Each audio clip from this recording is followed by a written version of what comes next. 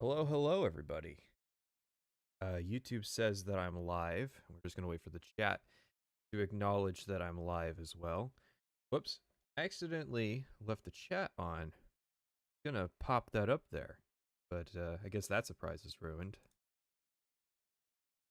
So, how are we all doing?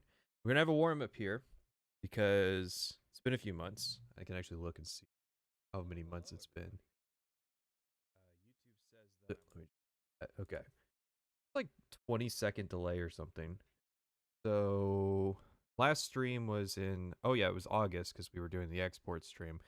And I was thinking before that the actual last stream was in July. That was the E3 stream. Good. Coming through. Kind of quiet. I can fix that. I can. How's this sound? Oh, that's red. I don't like red. Okay. Have I slept at all? Not in the last couple months. No, I slept fine. Finally got into a normal time zone, is all I'll say when it comes to sleeping.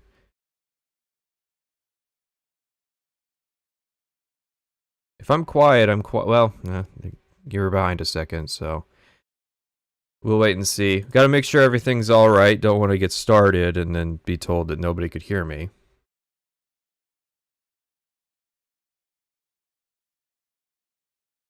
Cool. So, last time we did an Oblivion stream was in April. It was about the same weather, but it was getting warmer instead of colder. All of you who've joined since Oblivion probably don't know that I did a bunch of streams for Oblivion that were called work streams. Some people called them bully streams. That depended on if I was covering their favorite creator that day. And these streams were a variety of reading articles and watching videos and stuff. And honestly, the best one was the E3 one. Not any of the ones where we actually watched somebody's video.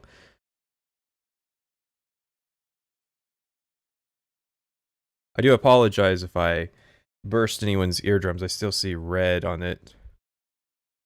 So I had to max out OBS. Actually, I'll turn down OBS and turn up the interface and keep it at like -10. I think this is where I'll stay.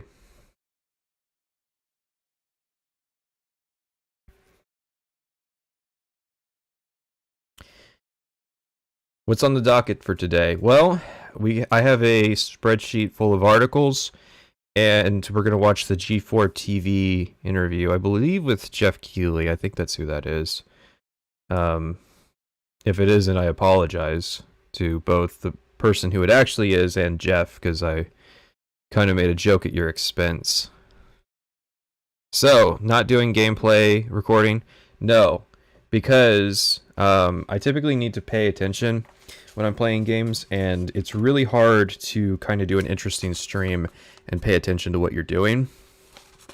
Plus, it's just extra effort that I don't think is really worth it.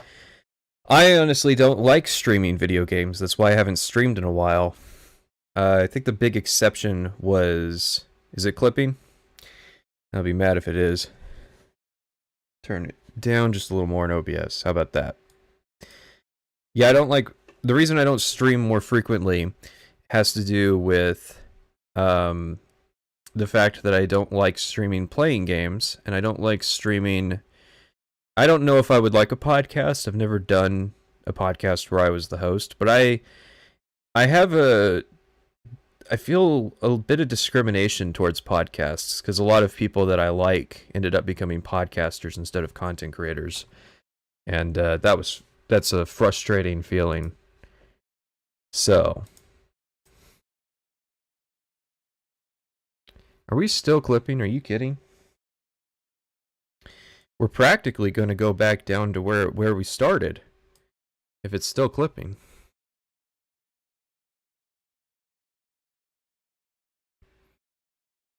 The stream's bitrate is lower than the recommended bitrate. I can fix that. New system, who is?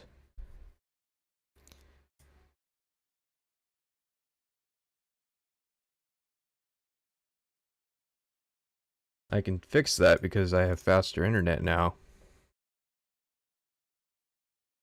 Hey, I wasn't naming anybody. Let's put that in there. So, I think the first order of business is I'm going to show you this. Now, I've posted this before, and a lot of you might have seen it. It depends on how... If you're on YouTube, it is up to the gods if you saw it. If you're on Discord, you probably saw it. If you're on Twitter, you probably saw it, because I added everybody. This is the schedule for what we're going to be doing, and you can see today's the 1st. It says we're reading articles.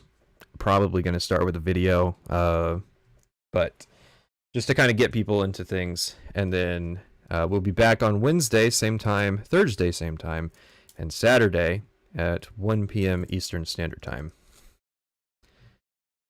Now, I haven't shown my hand as to all of the videos that we're going to be watching because I think that some people might do something. It might influence a few people to do things that we don't want them to do if we were to do that. So I'm only going to really show you about a couple weeks in advance what we're going to be watching. So we'll start on Wednesday. I know it's hard to tell what those are. One of those is the Making of Skyrim documentary that I had no clue existed. The other one is the QuakeCon 2011 demo, which I did know existed. I actually saw that live. Then on Thursday, we're watching Dime Tree. Sometime before Thursday, I'm going to watch all, but by myself, not as a stream. I'm going to watch all of those Elder Scrolls Problems videos. Oh, by the way, I was so fast to get into this, I forgot that I started a whole thing where I could, have Skyrim music, although it doesn't. Just tell me if it's too quiet or if it's too loud, and we'll continue. So, I have to catch up on what the Elder Scrolls problem is supposed to be, what the thesis statement of that is. And I'm not going to do that live. We're just going to see that one. Although, Dime Tree does have a new video. It's called, like, Why Skyrim Sucks or something like that. Let me verify, actually, what it's called. So we might actually be checking that out, too. Why Skyrim Fails. World of distinction there. Too quiet? Okay. We don't want it to be overpowering.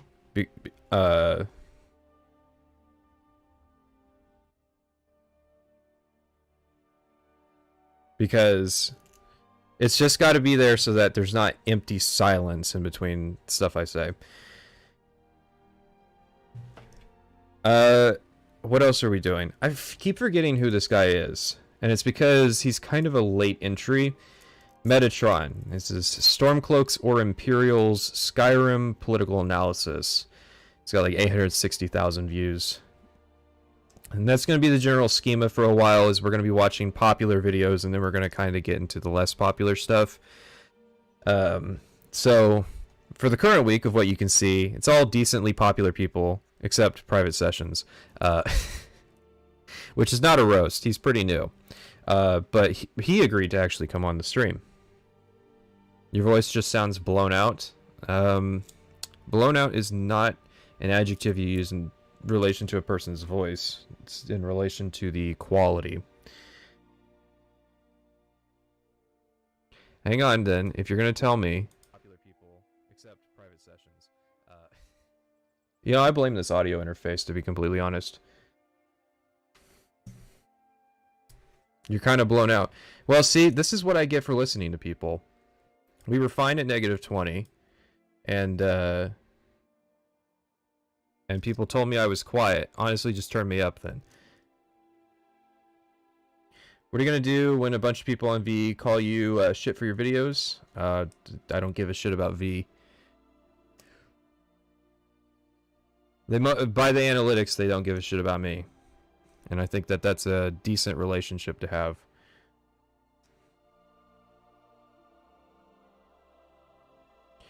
So, anyways, what we were talking about, we got that Metatron video, we got the Dime Tree video, and then we have the White Light video. That's Thursday. And Saturday is the big day. That's going to be a bit of a chaotic thing.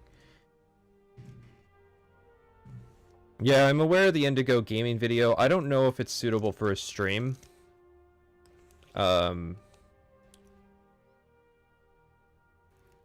I mean, I can consider it, but it's sort of a more Elder Scrolls comprehensive video. It's kind of light on the individual kind of game analysis. Okay, I see the problem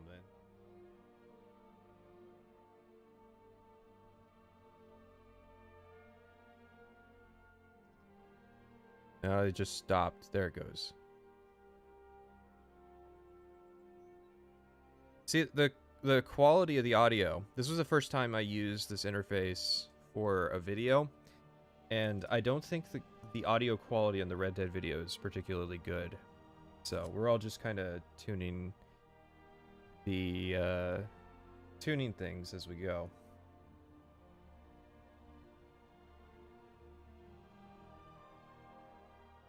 Curious if I've seen Tim Rogers' Cyberpunk video. Yes, people talk about Action Button a lot. I haven't seen the video though, is the issue. And I don't know if I'm going to, because I kind of plan on doing like a 1-year retrospective of Cyberpunk.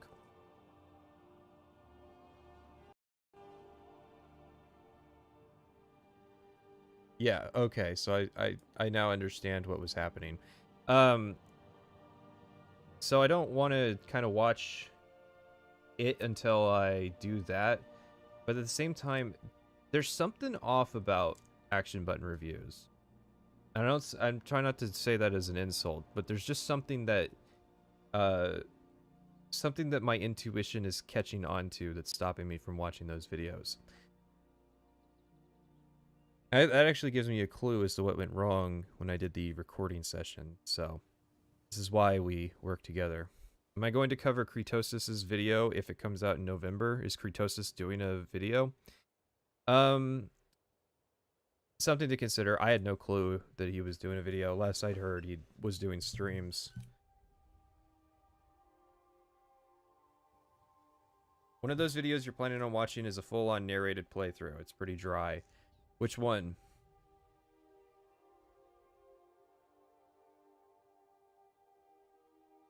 I mean, you can suss stuff out of playthroughs because people like to share their opinions, as opposed to just sort of series coverage.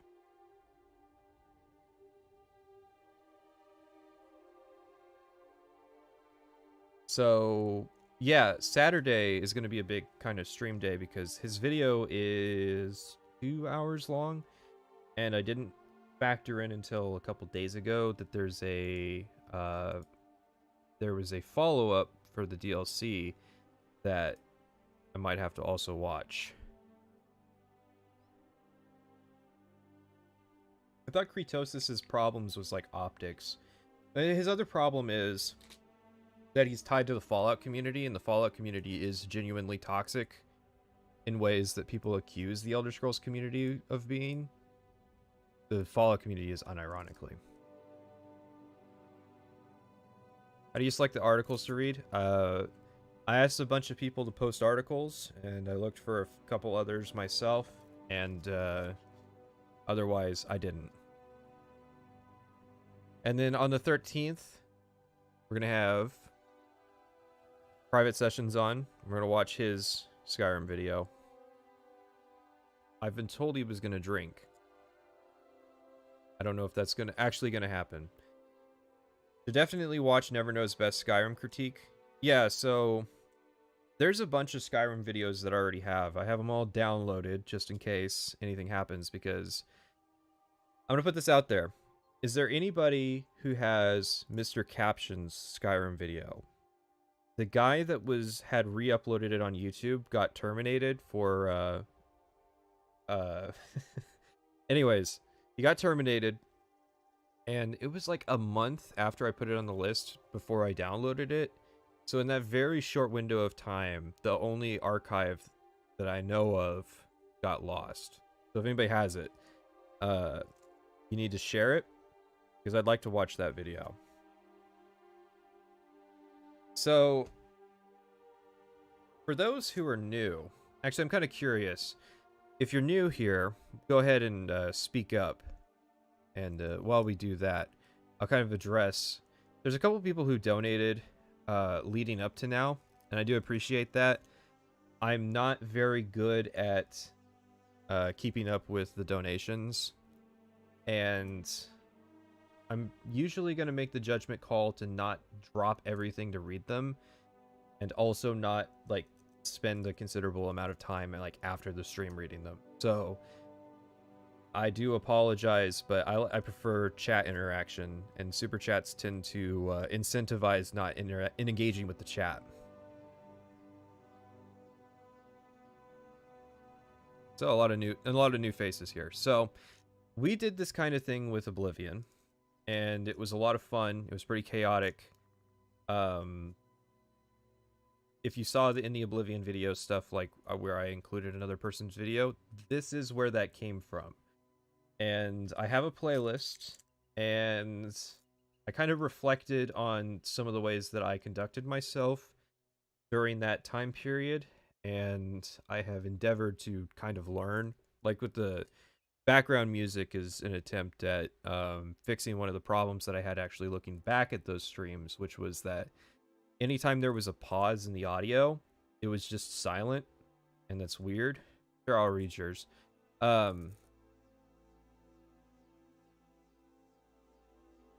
Yeah, it's these people talking about Frontier. It was a lot of temptation to avoid kind of covering Frontier, because I don't know, that's the sort of thing you can't avoid, and that's kind of the typical product of the Fallout community. Not the weird fetish material, but just like the toxicity. And by the way, I hate people who say toxic, but it's the only word I know that accurately applies to the Fallout community, because they are genuinely in a state of civil war at all times. Can I go on EFAP? Well, aren't they like a TV show? They cover mostly like Marvel movies and stuff. I jest. I know they cover games sometimes, but I think that I don't think it would work out in terms of timing and whatnot. I wouldn't mind going on. The problem with going on EFAP though is that it's kind of like picking a side in the kind of Cold War that's going on YouTube right now with content creators, and it's like I don't want that to close doors in the future.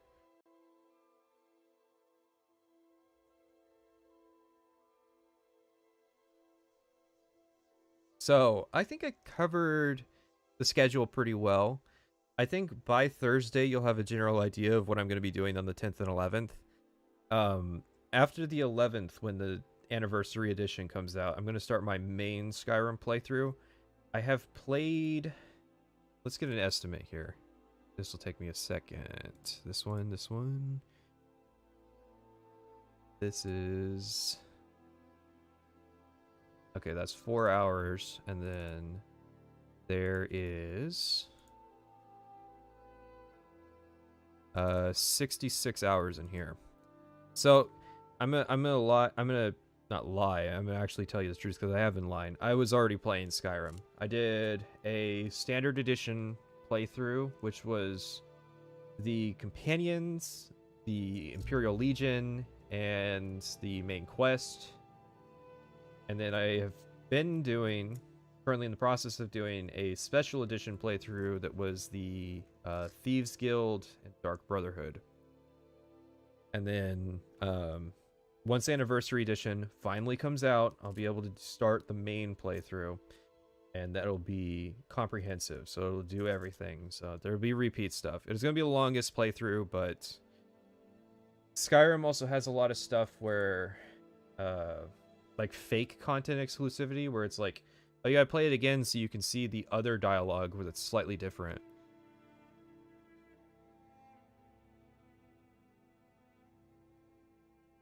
Fallout community is imploding on itself thanks to Fallout 4 not having the same amount of modding innovation Skyrim still gets. Well, I think Bethesda's trying to close the door on Skyrim too, in terms of modding.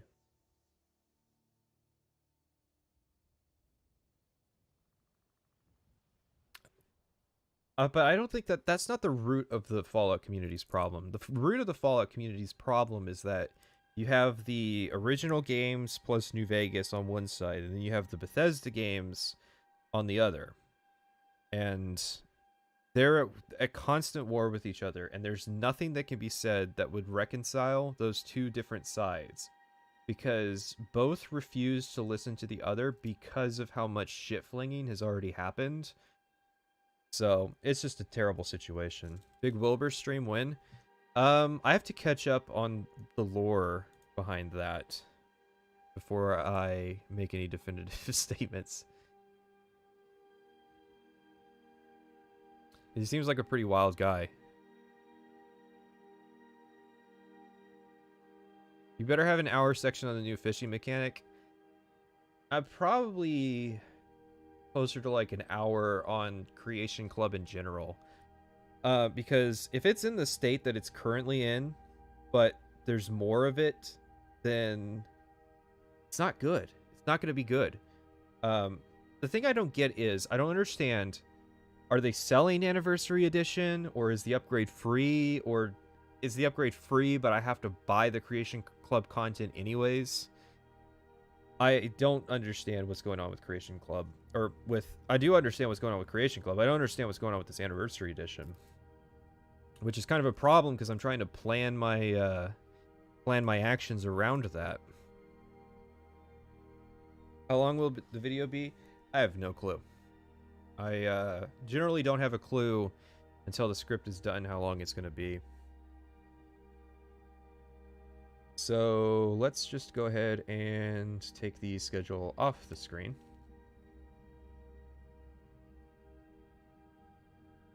Isn't the same thing you said about the Fallout community true with the TES community? So I've actually thought about that before. And the thing of it is, yes, you do have people in the TES community who are like fans of each game, but there's not that many people who will go, I only like Morrowind, I don't like any of the other games, right? So it's just kind of like a sliding spectrum, and a lot of people will say, like a lot of Morrowind fans will still play Oblivion and still play Skyrim, and you know, they'll use mods to make up for the game's iniquities. And so, like, I see Morrowind fans making Pelennor Whitestrake jokes, which is an Oblivion thing. So it's not as big an issue. There's a lot more. It's like camaraderie. It's not really toxic. The Fallout community, though, is definitely toxic in every sense and definition of that word. Spoiler: most decisions in New Vegas don't even involve politics. It's mostly just which guy do you want to do favors for. Yeah, that's absolutely true. But the NCR are still communists. Redguard and Battlespire videos, I'd probably pair them together. And the reason I would pair those together is that there's kind of an interesting rivalry between the developers of both those games because they were co-developed at the same time. Have I started writing the script? No. Don't start writing scripts generally until I've finished playing the game. Although, Red Dead was kind of an exception because what happened with Red Dead was there was like a main playthrough of the story, and then there was a second playthrough. And you can tell the difference based on what outfit I'm wearing. If I'm wearing the red shotgun coat but a blue undershirt, that's the first playthrough. If the undershirt is brown or red, then that's the second playthrough. But it didn't matter, because what I found out replaying Red Dead was that it's exactly the same the second time, and the game has absolutely no replay value. Fallout Threads V are the worst of all time. I can definitely imagine that with how V typically kind of carries themselves. If Skywind and Skyblivion ever come out, will I cover them? Curious how you feel they capture the essence and where they stray too far from the original vision of their respective games. It's probably going to be short coverage. As I've thought about before, it would be cool to do Skywinds, but kind of just... It'd be a lot more mechanics focused than it would be story focused, because unless, well, there's a possibility they change story stuff. That possibility always exists. So it depends on the game. It depends on the or mod rather. But one thing I've always wanted to do is like a heavily modded thing and explain like here's the mods that I would pick that would go well. Can I make a 3-minute Daggerfall video as opposed to your longer reviews? Could I explain Daggerfall in 3 minutes? Probably. It'd take a bit of effort and clever writing. I could probably honestly do Daggerfall in like 45 minutes to an hour. Because as much as we like to joke about Daggerfall being a big game, a lot of it's procedurally generated. And I know those words have connotations. I know. It's procedurally generated with a consistent seed. There's a world of difference, but a lot of the quests are just like Radiant quests from Skyrim. Just with a broader list of possibilities of what everything can be.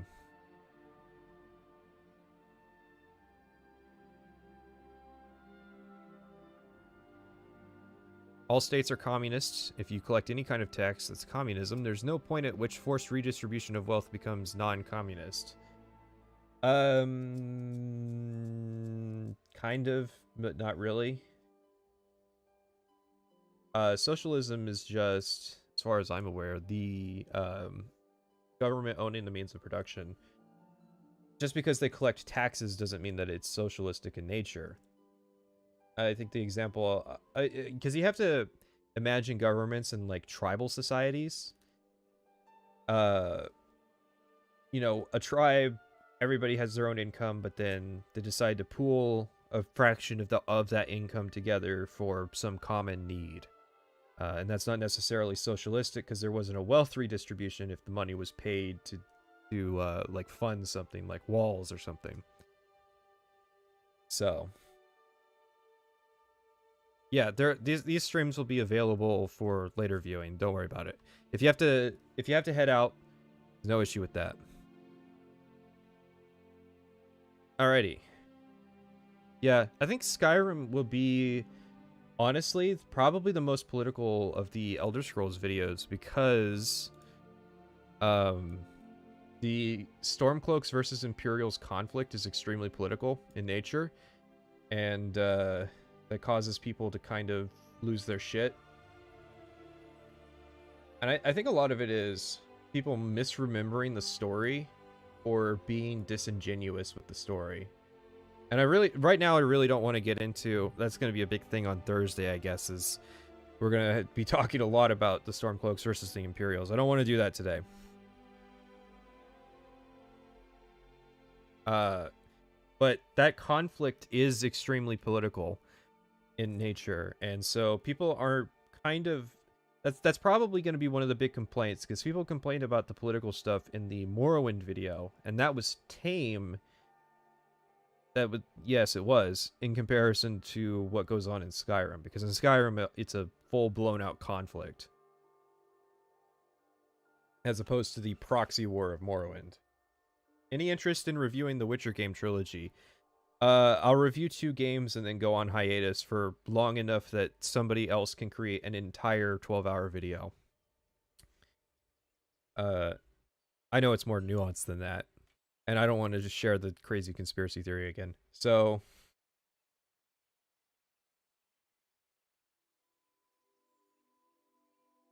alrighty, let us, oh god, I hope this works. We take the horse off the screen, and this is the problem is it's an archive because G4TV was like not a thing for a while.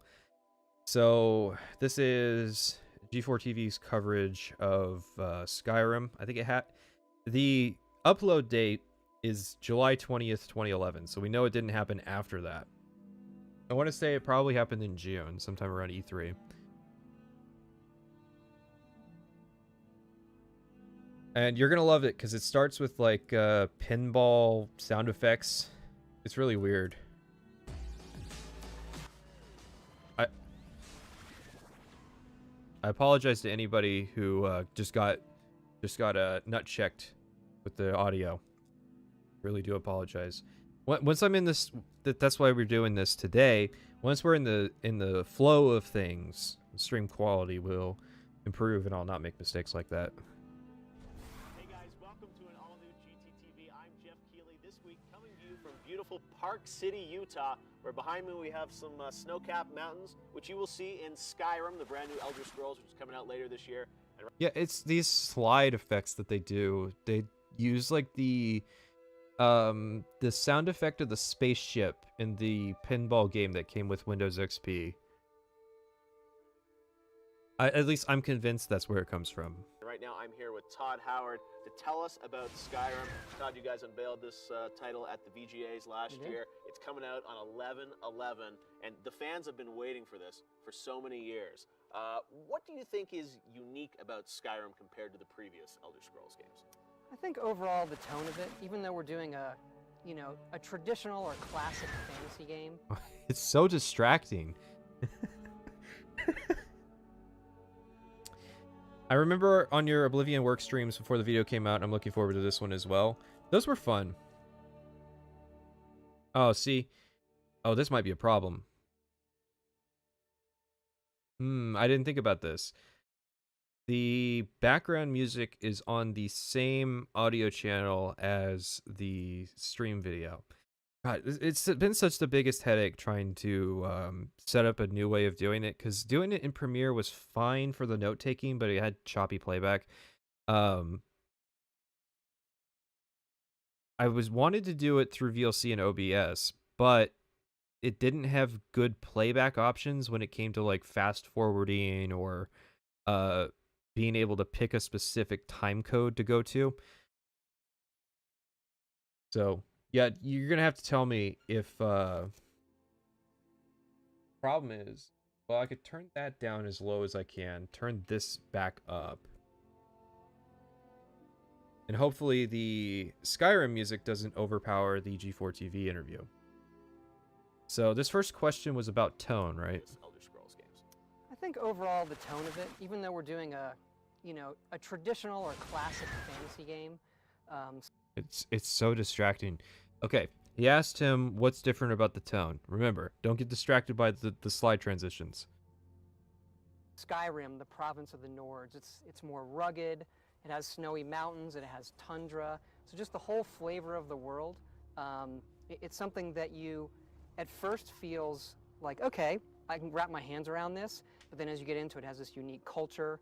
And then the history of the Nords of Skyrim, along with dragons, really makes it something that we've wanted to do in a fantasy game, not just create, but play, have these epic battles against dragons using their language.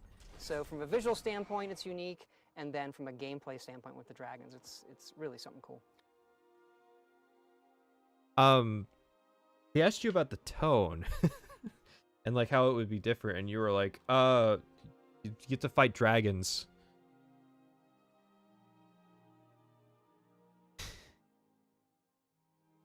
You were disappointed that they had to spoil how the claw puzzles work.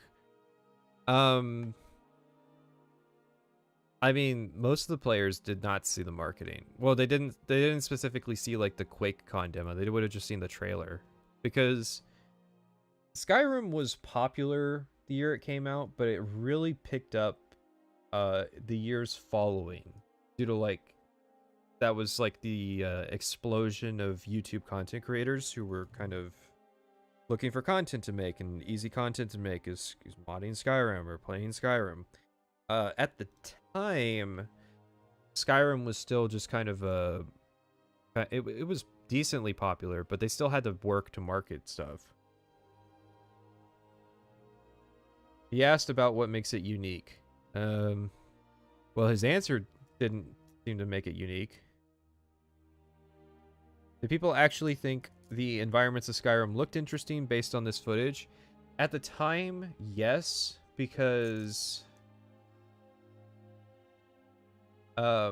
it looked a lot better than Oblivion in the marketing, because back when we were playing Oblivion, of course, we were playing on lower quality systems than we have today. So, you know, you're not looking at Oblivion at its best like in the video, you're looking at Oblivion with like super low draw distance, kind of terrible LOD effects and whatnot. And then you see Skyrim, if we go over to like where they were showing off the world, and it's like, whoa, holy shit, dude, this looks so cool. So yeah, at the time, people who were in the community were impressed. My big thing about the claw puzzle is that almost always it's just like 2 turns of each wheel will solve the puzzle, which is the equivalent of like having one of those rotary locks and then setting the code and then just like turning all the numbers up 1.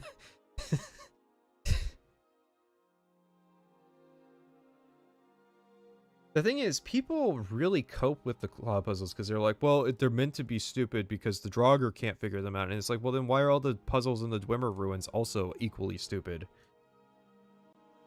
There was a boom in Nordic stuff at this time. That is true. Vikings were kind of coming into popularity at the time. It's so weird to think that Game of Thrones and Skyrim were not influenced by each other because they were contemporary. I always tend to think that like one influenced the other when it's not true. They're just kind of similar. Big battles against dragons using their language. So from a Okay, I didn't pick this up the first time that he mentioned the dragon language out the gate. I do remember that being a big part of the marketing. So here, I'll show you. We got this. I can pop it up on the screen. Oh, it's a white. No, it's not a white box. It's the notepad. Let me make sure. G4TV Interview. Jeff. We'll say dragon language at 114. Cool.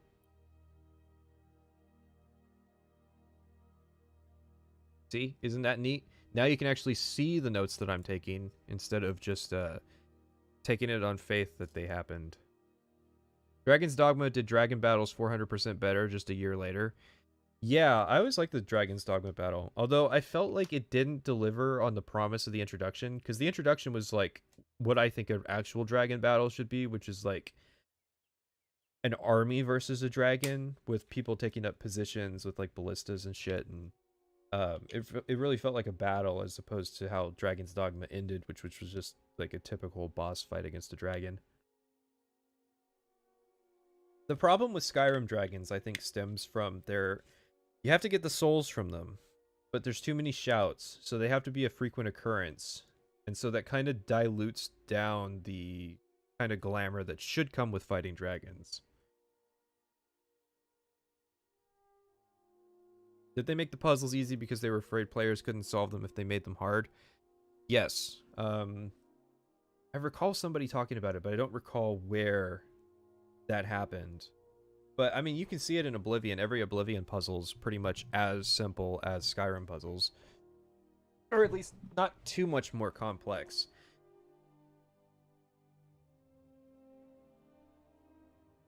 visual standpoint, it's unique, and then from a gameplay standpoint with the dragons, it's really something cool. And it looks amazing. You know, Thanks. your games have always been great Which, it's hard to tell that it looks amazing because everything's in 360p now. to play. I think fans have always, imagined the world being even better than it looks sort of on the screen. And now this game, I mean, the visuals feel like they're cutting edge. I mean, was that really important for you guys to push the look of the game? It was. I mean, when we do an Elder Scrolls, we like to start over. We actually considered, well, maybe we should wait for the next console cycle. But we felt coming off of Fallout 3, we had this laundry list of Guys, you're playing the sound effects over the guy talking. It's kind of distracting. things that we knew we could still do on the hardware. So we kind of started fresh, rewrote the renderer, shadows, AI, interface, scripting, pretty much rewrote all the major systems. And we find the amount of detail we're able to put on the screen now, it's pretty amazing, more so than we could ever do with Oblivion or Fallout 3. What did he ask him? Standpoint with the dragons, it's really something cool.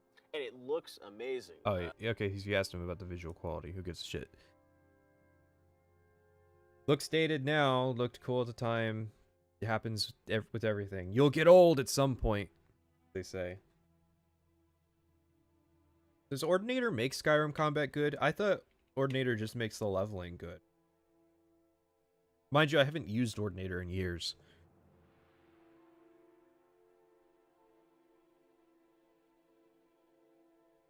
As you know, a role-playing game, the whole Elder Scrolls series is role-playing, but now it feels like so many role-playing games are moving more towards action titles and more accessibility, and RPG is sometimes seen as a word you don't want to use because it's it's inaccessible. How are you sort of blending action and RPG together to make this game really playable? I mean, I think that.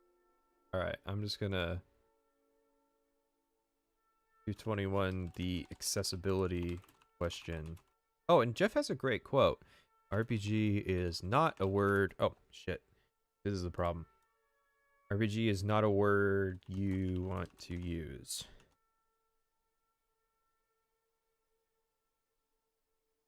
Because that's kind of tipping the hands there. Todd Howard is 6'4". What's the joke?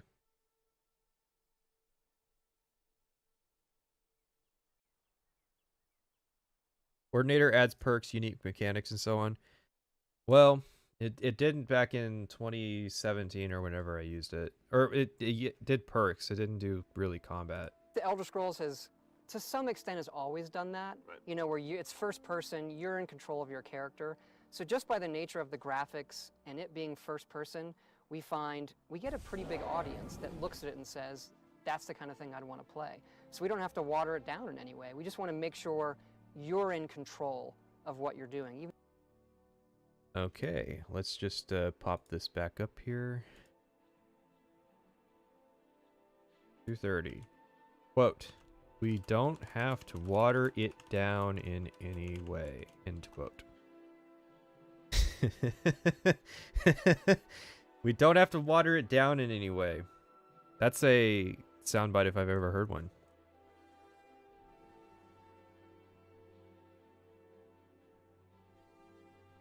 The joke is that some idiots are so deeply lost in incel versus Chad logic, which isn't a thing, that they feel the need to point out everyone's height constantly. Listen, no man has ever genuinely insulted another man's height.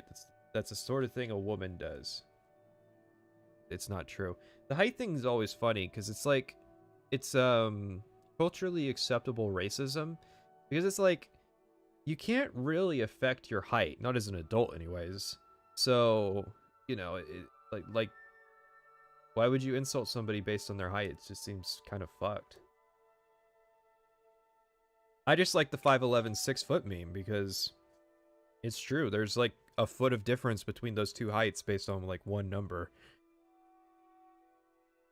So, yeah, Todd really giving us the quotes here. Even though you have these stats, what's cool now, first person, we find we get a pretty big audience that looks at it and says, that's the kind of thing I'd want to play. So we don't have to water it down in any way. We just want to make sure you're in control of what you're doing, even though you have these stats. Can I use this? Is a good question. We want to make sure you are in control, end quote. Because it's like that Red Dead Redemption 2 thing of like them taking the controls away to literally bash your character over the head.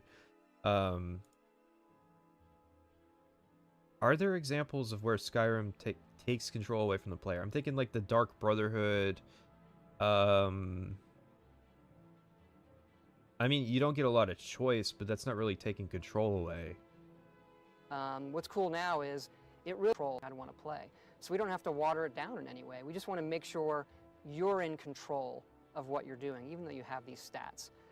What's cool now is it really plays off what you're actually doing. It goes by, what do you put in your hands? Magic in this hand, sword in this hand, dual magic, shield and sword, two-handed weapon. So it really rewards you for what kind of play style you're using to get ahead in the game.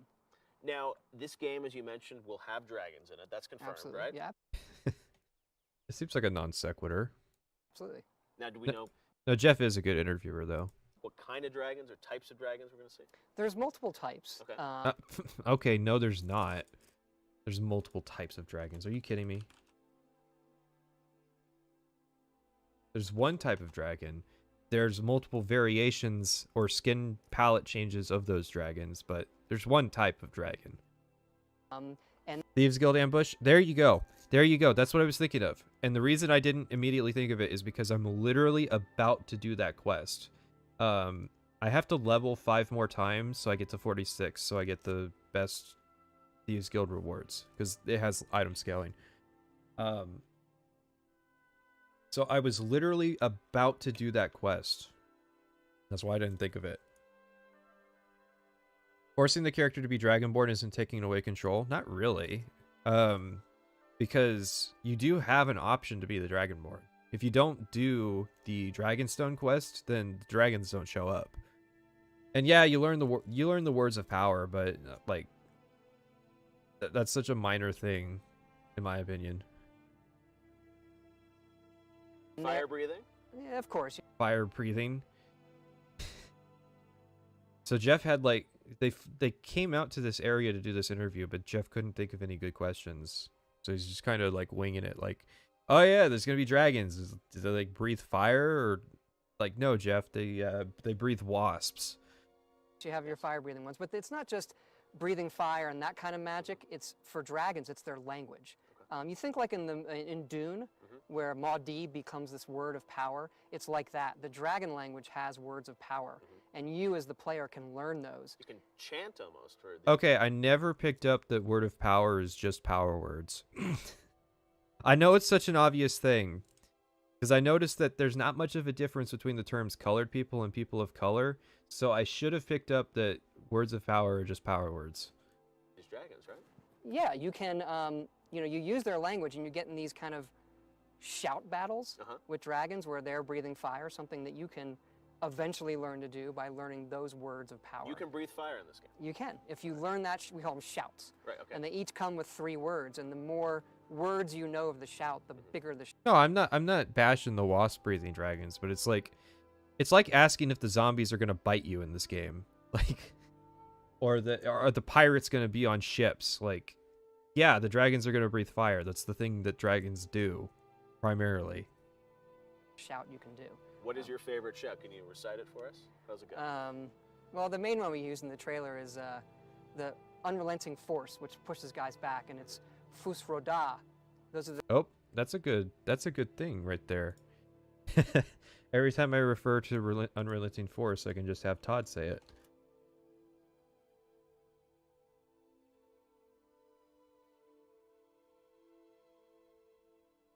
Would Bethesda ever create a new IP that's a pure RPG while keeping Elder Scrolls as their flagship and accessible? I think that's what you're seeing with Starfield, is they are making a new RPG. Now, how much of an RPG it's going to be, well, that's a different thing, but I think the control thing was about being able to control the movements of your character. You're probably right, but that's kind of a weird way to answer that question. It's still a good soundbite to have, because it's funny. The zombies don't bite you, though. I mean, in like zombie media. Like, if I was selling you The Walking Dead and you interviewed me and you asked me, "Oh, are the zombies gonna bite? Gonna bite the characters?" I'm gonna look at you like you're fucking stupid. And then I'm gonna politely say, "Yeah, and they do other things like breathe wasps." Isn't that a BioShock plasmid? Fus Roda. And you gotta yell it, and it stands for force, balance, push in the dragon language. And you can just use the first word, food. It seems like such a nerdy thing to, like, unironically, like, imagine this isn't an interview. Imagine these are like 2 guys up at the ski lodge and Todd Howard's like talking to some stranger about this. And just imagine this as the conversation. And not use as much of your power. I think there's I came up with the wasp breathing thing because there was a mod that added nature dragons that did like poison damage, and I think that they literally breathed wasps. I mean, they probably breathed poison, which is lame, but I like to think that it was wasps. You don't knock guys around as much, but we have about maybe 24 shouts, ranging from things that make time slow down. 2 shouts. I think that's true. Well, we can check. What I like is if I switch browsers, it just makes the screen go white.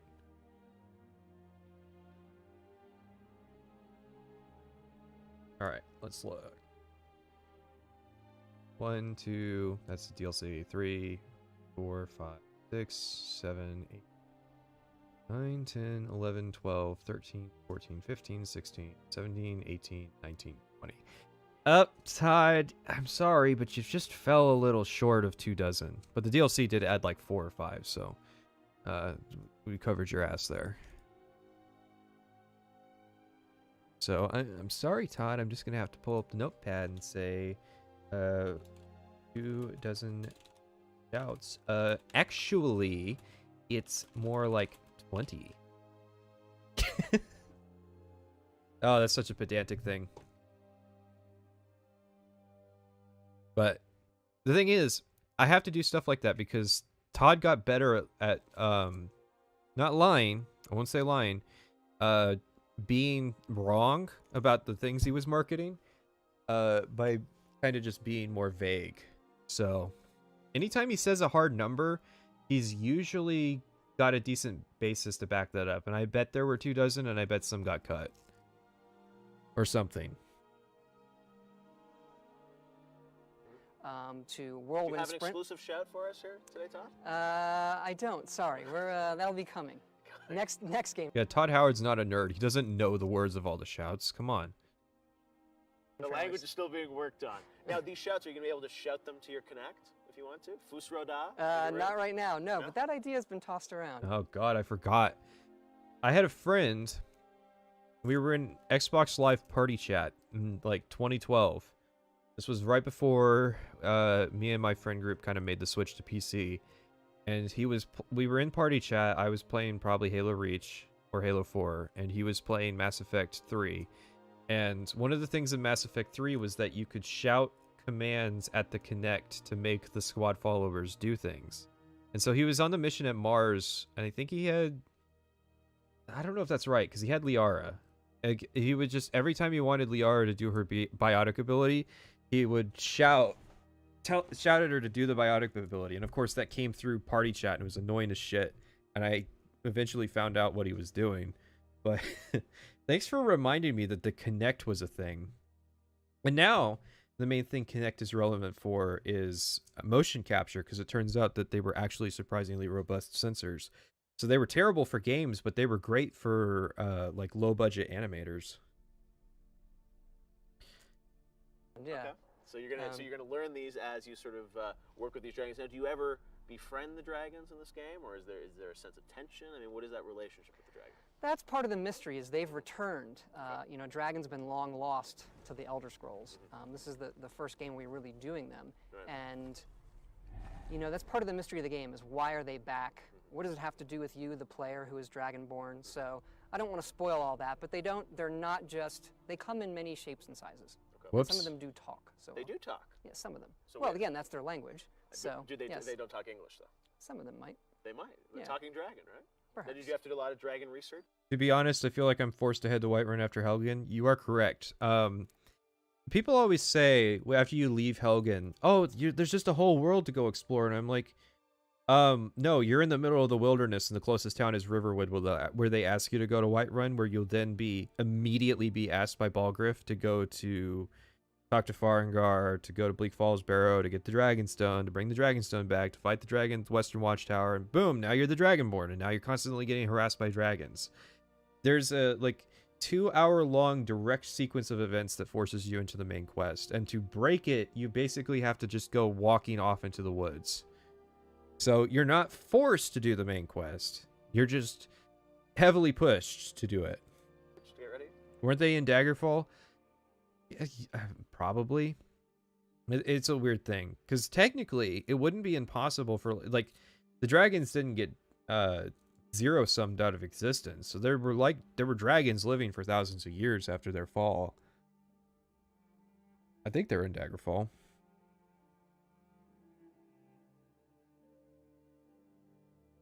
Speaking of forced to be what about the Horn of Jurgen Windcaller? No way to get it before she does. No way to tell her fuck off. No way to just take it from her, capitulate. Yes, I was thinking about that today, and I don't recall what context it was, because I was doing the Dark Brotherhood, so I don't know why I was thinking about it. But I was like, oh, I was in Riverwood. I was getting Findel to go do some stuff, and I was thinking about it. But the thing is, that's kind of true of the previous Elder Scrolls games as well. It's just kind of a necessary constraint.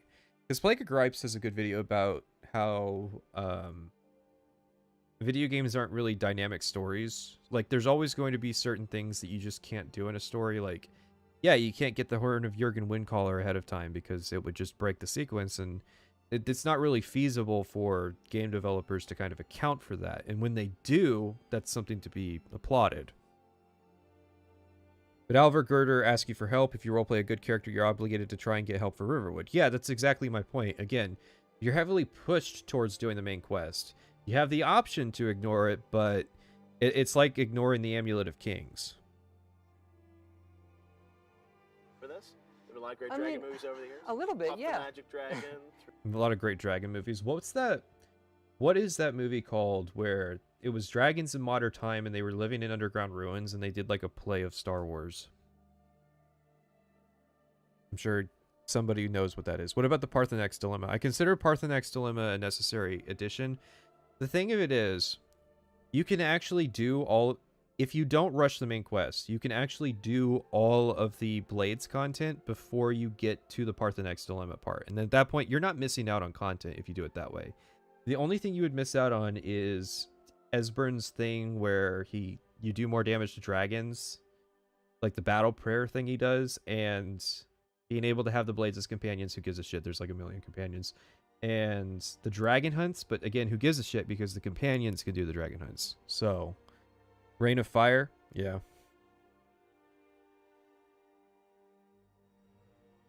But I do agree, the Parthenax Dilemma is really dumb because, I don't know, it's a weird thing where it's like, you should be able to oppose Delphine and say, look, you're kind of not serving the Dragonborn, you're kind of just dictating what the Dragonborn can do, and that's not your position. Which is what the mod does, is it basically lets you shout at her and say, bitch, get back in line, and then you can, do it without killing Parthenax. Because they do such a good job at the Stormcloaks versus Imperials choice that it's such an even split that it's weird that they couldn't pull off the Parthenax versus the Blades decision and to make it more balanced. Because it's like, oh, he's a war criminal, and it's like, well, fucking that was the way that things were done back then, and he reformed, and he's the reason that you're here now. So, like, I've never seen a good explanation for why you should pick the Blades in that situation. No, I agree, missing out on content isn't necessarily a problem. It's just a really forced conflict, and that's why a lot of people don't like it, because it's so one-sided. Because you miss out on content if you kill Parthenax, by the way. You miss out on the shout meditation. You no longer get to do the Greybeards, who will tell you where dragon shouts are located. Which, if you decide not to use the wiki, the only good way of figuring out where all the dragon shouts are is the Greybeards. So there is content exclusivity there.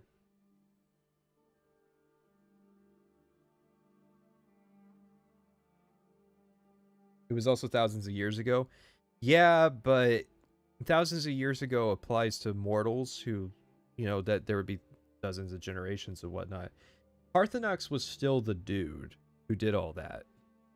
And that's kind of the basis of the argument. But if you side with Delphine in that situation, you're basically saying that there is no possibility for redemption for people, because even after all this time, Parthenax hasn't redeemed himself. And it's like, no, the dude, if you listen to what he says, the dude is literally in a constant mental struggle, and this is relevant because it's November, to resist the urge to do something degenerate, which is to dominate humans. He has to constantly meditate to ensure that he doesn't go back to that old way. So it's a really admirable thing that he's doing.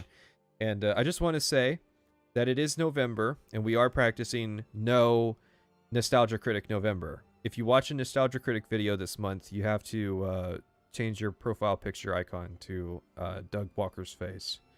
So there's definitely no blank November thing that we're doing this month.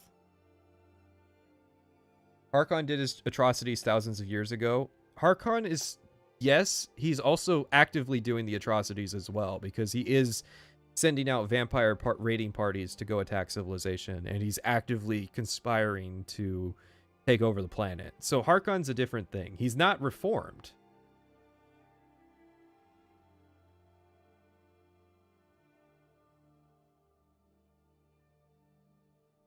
So what the hell is Jeff talking about? Talk. Yeah, some of them. So well, wait. again, that's their language. So Do they? yes, They don't talk English though. some of them might. They might. They're Yeah. talking dragon, right? Perhaps. Did you have to do a lot of dragon research to get ready for this? There've been a lot of great I dragon mean- movies A lot of movies that we watched, man. over the years. A little bit, Puff the yeah. Magic Dragon I wonder if The Hobbit had come out before Skyrim, would the dragons have 4 legs? through. Because they're Dragon used Slayer? so much in fantasy. Yes. You know, we want to pay off on your expectation for how they move and just the impact of having one land on the screen in front of you. Right. But also, we do want to make it our own. That's where the language comes. They did accurately advertise the dragons are really fucking stupid, because there's no reason that dragons would ever land near the people that they're fighting. Like what? They got tired? Why don't they just land like 100 feet away? They can fucking fly. And then just stay in the air and shoot fire down at people and use your dragon shouts to literally warp reality. Never understood dragons. Because they want to tell us that they're people, but they act like animals. Comes into play. So, from Dragon Slayer, Reign of Fire, Okay, actually yes. is a movie Oh, that see? He named it. I think visually they move really well in. I think the dragons looked cool in Reign of Fire. Hang on. Let me pop this up here real quick. Reign of Fire. Dragons.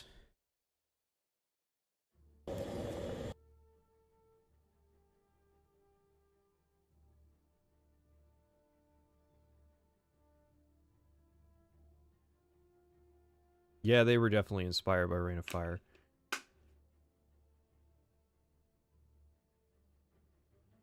Probably needed more creativity when it came to fighting dragons, though. That looks like a practical. It looks like a model that they came up with, and I really like the scales and like the bones. And that's definitely like exactly the way the dragon bones and scales and stuff look in Skyrim. So.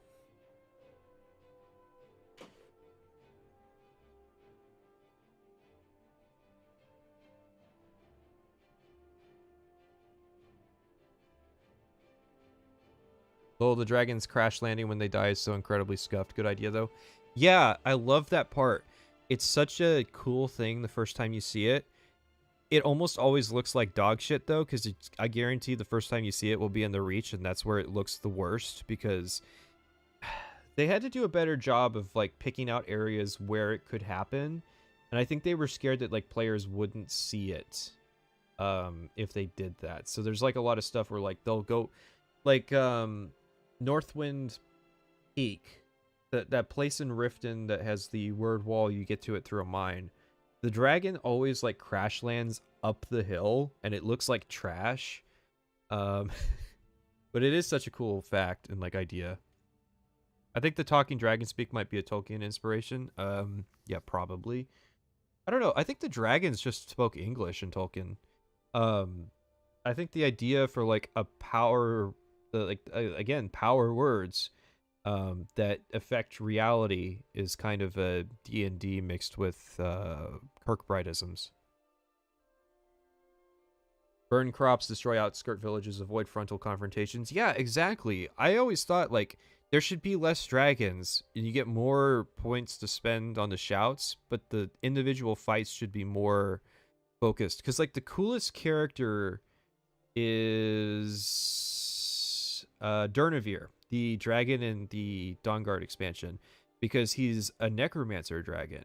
So he's got a different set of shouts and he has a different philosophy when it comes to that. And he's a really interesting character for, you know, just being a dragon, as opposed to like dragon number 56 that just runs around and roars at people. Gandalf did Words of Power? Sure. I guess. You got to remember, these are movie people. But yeah, Panzer lore. Dragoon. You know Again. what? I didn't look at that one. I forgot about There's that a lot one. of dragon flying in that, right? Yeah, Lair, Sony's Yes, game. Blair, that's Yep. true. Are we gonna have playable dragons in this? Where Play you a- can play a dragon? Yes. Playable dragons. No, I That's the look of like, what the fuck are you smoking, dude? We're Bethesda. We can't do that. don't think so. Never know. They do this. This is the typical Jeff interview where you make up features and it's like either you guess them or I say no. Yeah, exactly. We process full information, right? Bit by So it's bit. either a letdown. Dude, Todd literally just called his ass out. Or you've guessed something I don't want anyone to know yet. This is true. Yeah. You never know, because if they can switch to the Arbiter in Halo, why can't you switch to the Dragon? That's true. What won't be happening in this one? No. Right? Dragon DLC could be exciting. Right? Play the other We'll side. think about story. DLC when we're done with this game. So you do play the Dragonborn. Right. Now, this game, a lot of the Elder Scrolls games. Why do some words drop all 3 words of the shout? SharePoint does that. That's how you get throw voice. I don't know why. I think it's because all the shouts have to have 3 words technically in their idea of how the shouts work, but there's nobody on the planet who's gonna go, oh, thank God, I got the second word of throw voice. Like, so some of that is kind of smart because it's like, if the shout sucks, then you kind of just want to get the words out of the way so that they don't get disappointed. Start off with being in a prison. I mean, are you going to start off sort of in a prison and venturing out into the world? It actually starts off with your execution. Okay. So you are in prison again. Uh-huh. It's just kind of a tradition we have, and we like it. We don't really Gosh, say Daggerfall. I'll put that down. 639. Gosh, Daggerfall. I liked that joke the first time. Has anybody ever used throw voice? Yes, I do. Because if you play a stealth character and you don't save scum, throw voice is a godsend for getting around areas where you can't kill any NPCs, because it's the only way you have, other than like using the bow, to make NPCs move from a spot if they're statically assigned to it. So it's one of 2 utility abilities that stealth characters get from Dragon Shouts. The other one being Aura Whisper, which is also really useful. While you're in prison, we want you to sort of make up your own backstory. But it does start the same way, yeah. And you're about to be executed. Yes. How do they execute you? Well, you'll have to wait and see. And hopefully they're not successful, right? That would be an awkward beginning, yeah. That would be tough, right? You die right off the... The Civil War is a joke pick between a racist rebel group or a puppet government ran by racists. Yeah, yes and no. There's kind of more delineation to it, but a lot of it sucks.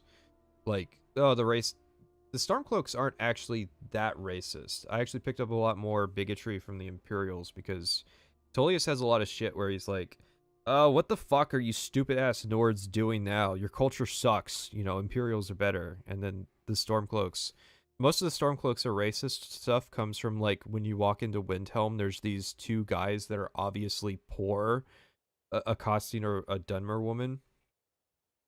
Oh God. I said I didn't want to get into that. I don't want to get into that. And fucking... That's all we'll talk about if we do. Off the beginning, so something must happen, and then you venture off into the Right. world. Now, this is going to be a vast land, I'm sure. It's all focused up in Skyrim, though. I mean, you're not going to other parts of the land, right? Or No, just the province of Skyrim. It's about Who's that guy? Who's the guy in the back that the chat is covering up? See him? up in Skyrim, though. I mean, you're not going to other parts of the land, right? Or No, just the province of Skyrim. It's about the size. I mean, the land. Some poor guy brought his kid to go snow sledding and ended up permanently stuck in a Todd Howard interview. That poor kid. He's got it second to poor little Dovahkiin, who'll be turning 10 in 10 days. Landmass we have in the game is about the size of a blip. Tullius is right, though. Tullius is kind of right, yeah. But he's still kind of he's really close-minded for he's characterized as the Commander Cisco of the setting. I'm the guy that they send out to go do the actual work, but he has like none of the tolerance for somebody whose military career has been mostly spent outside of Cyrodiil. He should definitely be way more open-minded and like okay, Jim Stacy in Morrowind, I bring this up a lot, went to the effort of bringing back the Balmolagmer as PR. I think Tullius should probably recognize that being intolerant of the Nordic culture and their belief structure is a really fast way to encourage people to join the Stormcloaks.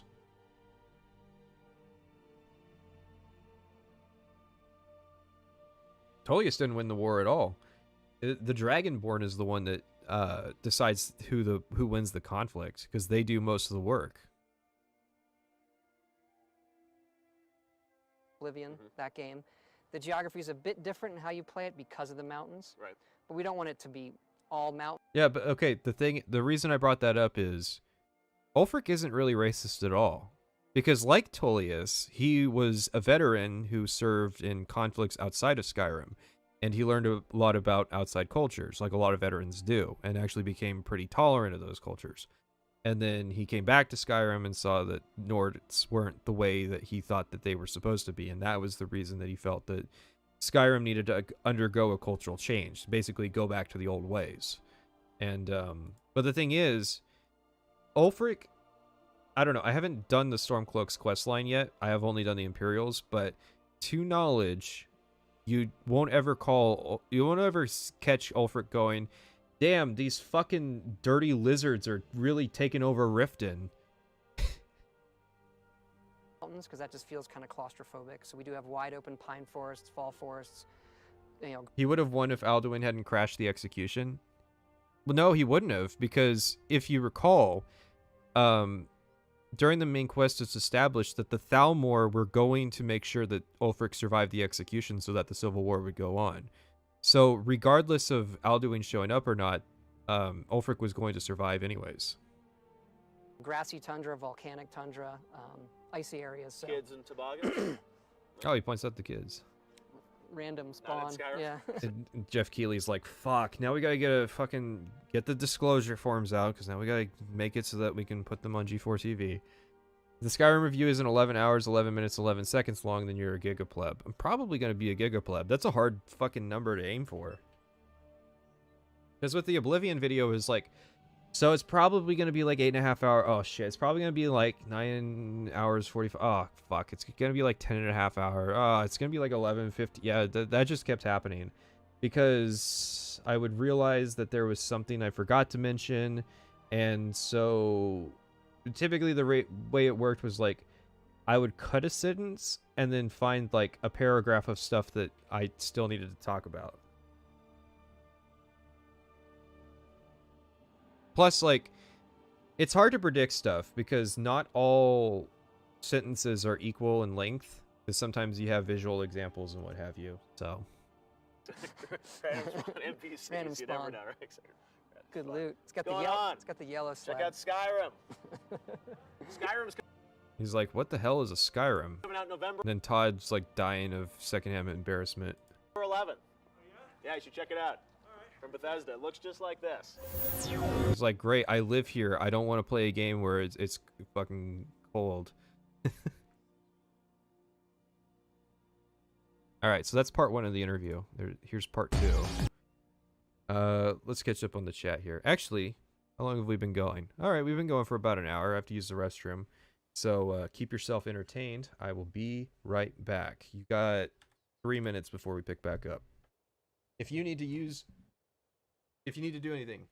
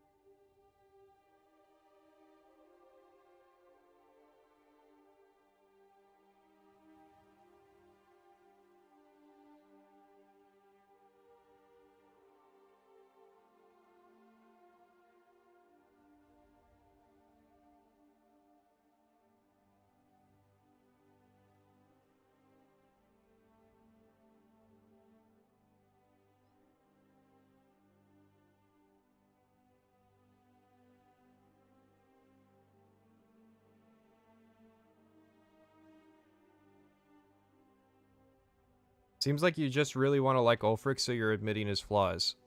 Well, most of Ulfric's flaws are... It's not realistic to expect half of Skyrim to do a cultural pivot overnight. It's not... what else are Ulfric's flaws? I mean, Windhelm's a mess, so it kind of reflects poorly on him that Windhelm's in the state it's in, given that he is the leadership of that.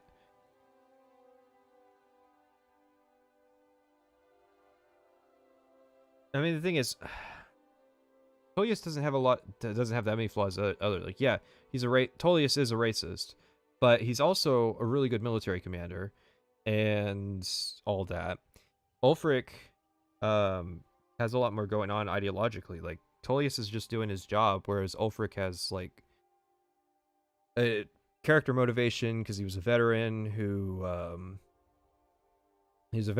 got captured, came back to Skyrim, saw it was different, crushed the Karth rebellion, realized that that things were going south, and decided that cultural revival was necessary. We need to keep mentioning the Argonians' permanent ban from entering Windhelm to remind Pat cannot let him walk Nirn, believing that Ulfric isn't racist. I have to look into that, because I actually don't know anything about the Argonians' ban from Windhelm. I don't see a reason why the Argonians would want to go to Windhelm, though. It's not culturally, or it's not climatically a place that's suited to their temperament. And I mean, I don't know, every city bans the Khajiit from entering. And I also bring up, like, where was Riften during the Red Year? Why don't they have a Grey Quarter of their own to house Dunmer refugees? Why was it that Windhelm bore the brunt of the Red Year when the Empire did nothing? So I still have to play the Stormcloaks questline, because I only did the Imperials so far.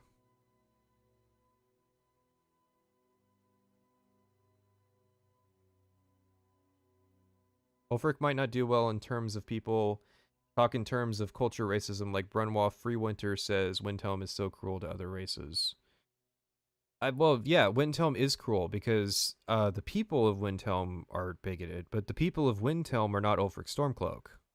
That's like saying that because Solitude is such a morally corrupt city that Elisif is a morally corrupt leader, when it's exactly the opposite. Elisif is an extremely morally righteous leader, to the point of naivete. So Solitude does not reflect on its leader.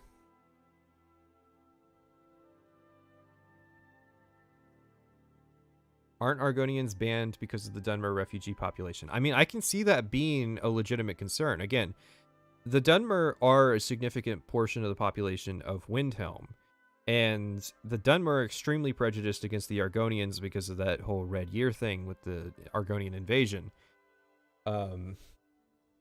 So if that's the case, then that's a pretty justifiable reason to not let Argonians into the city, because, you know, there might end up being a lizard lynching.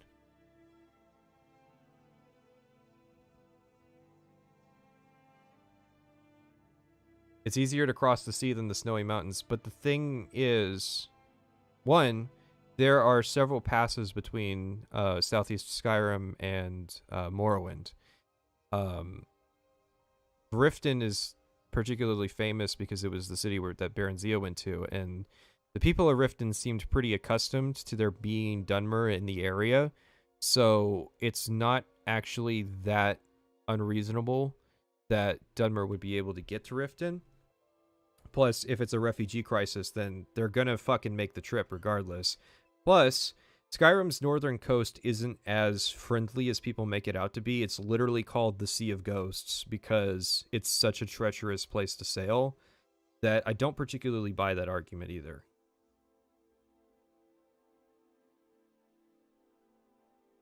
I don't think Khajiits are banned, just the caravans. Well, obviously. But no, Khajiits are banned from all the cities. The caravans can't go into the cities. The Khajiit aren't banned, because the player can be a Khajiit and you can go in the cities. But it seems like the same thing with the player being an Argonian, I guess. Elisif is the only good-natured leader in any of the factions. Yes, but Elisif was also extremely naive and not realistic. Like, the big thing is the quest where the guy asks for help at Dragon's Bridge, and Elisif responds that they should send a legion to go scour the mountains for the threat, and then I think Eriker has to like remind her that like we don't have the spare men to go do that. So Elisif may be good-natured, but that good nature is not realistic with the struggles of leadership. And the thing I noticed about the Civil War is that when you replace all of the leadership positions in Skyrim, some of them are good, some of them not so much. Like the leader of Dawnstar is pretty shit. And when you do the Imperial questline, he gets replaced with a more tolerant leader. But what was the one that was less positive? Let's see, Morthal's Imperial, Markarth's Imperial. Riften goes to Maven Blackbriar, which isn't necessarily a good thing. I know that the current Jarl is a puppet of Maven, but giving her direct control of the city does not seem like a good idea. And then Windhelm... What clan does Windhelm go to? I don't recall. But the main impression I got was that it's a mixed... The leadership change as a result of the Civil War is a mixed bag. Some leaders are better than others. Elisif is completely incompetent. That's kind of my point, but she's a morally good person, but she's naive because she never thought that she would be in a leadership position. She thought her husband would be the Jarl of Solitude. Maven and Riften, yeah.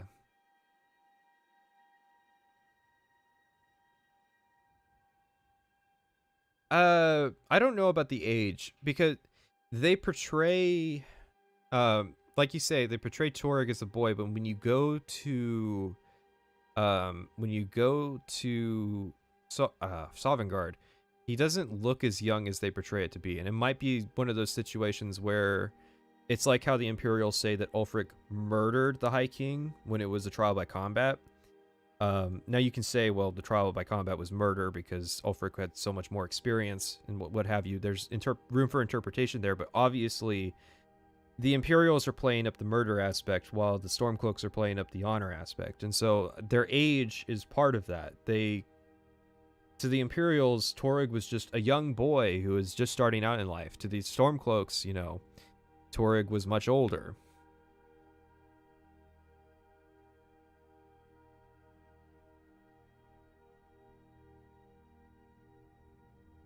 If you do not do the Civil War, you can replace the two worst Jarls, Falkreath and Dawnstar. Yes. I thought Windhelm with Stormcloaks and the Mages College was in Winterhold. Yes. Why do you say that? Windhelm's Jarl is taken by Imperials, becomes Brunwolf Freewinter, I believe. Freewinter's alright. No, thank you for the money. I forget how much the Norwegian exchange rate. So I don't know if that's a lot. Didn't Torag refuse the duel? No, he accepted it. He was he wasn't experienced enough for the fight, I think was the deal. And it was probably a situation where Torag was confident that he might be able to either beat Ulfric because Ulfric was older, or would be able to yield because Torag was an imperialized person who figured that Nordic duels weren't going to be, you know, to the death. As far as I'm aware, he did accept the duel. That boy was High King of Skyrim. Yeah, that's kind of the thing, is all of that kind of goes away when, in reality, Ulfric's entire point was that he wasn't fit to be the High King of Skyrim. That was the whole reason the duel happened in the first place. I'll look at your comment real quick.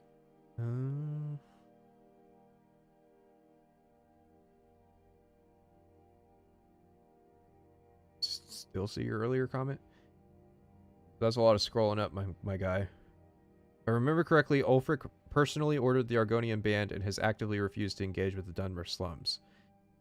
Again, that's something that I'm going to be looking into when I do the Ulfric, or do the Stormcloaks quest line. I'm at a disadvantage here because I'm currently in the middle of playing the game. He was probably like 25 and Ulfric's like 50. I think that is pretty close to the age difference. I think Ulfric is probably closer to 40.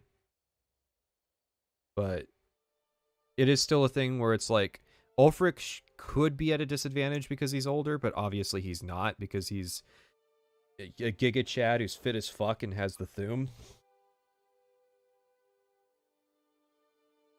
Jarl Layla Lawgiver is my guilty pleasure. I just can't stand finally handing Riften over to Maven, all gift wrapped.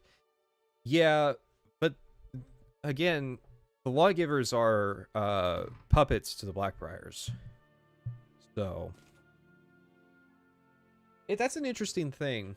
And it's kind of why Skyrim's kind of a nightmare, because it's like, how does the Thieves Guild play out differently if Maven's just straight up the Jarl? And I assume that it doesn't. But it seems like something that would come up, right? So let's start this up. Ulfric isn't fit to run a country shown by the state of disrepair Windhelm is, in my opinion. Yeah, I think that's the flaw I mentioned for Ulfric, is that Windhelm is currently not in a good state.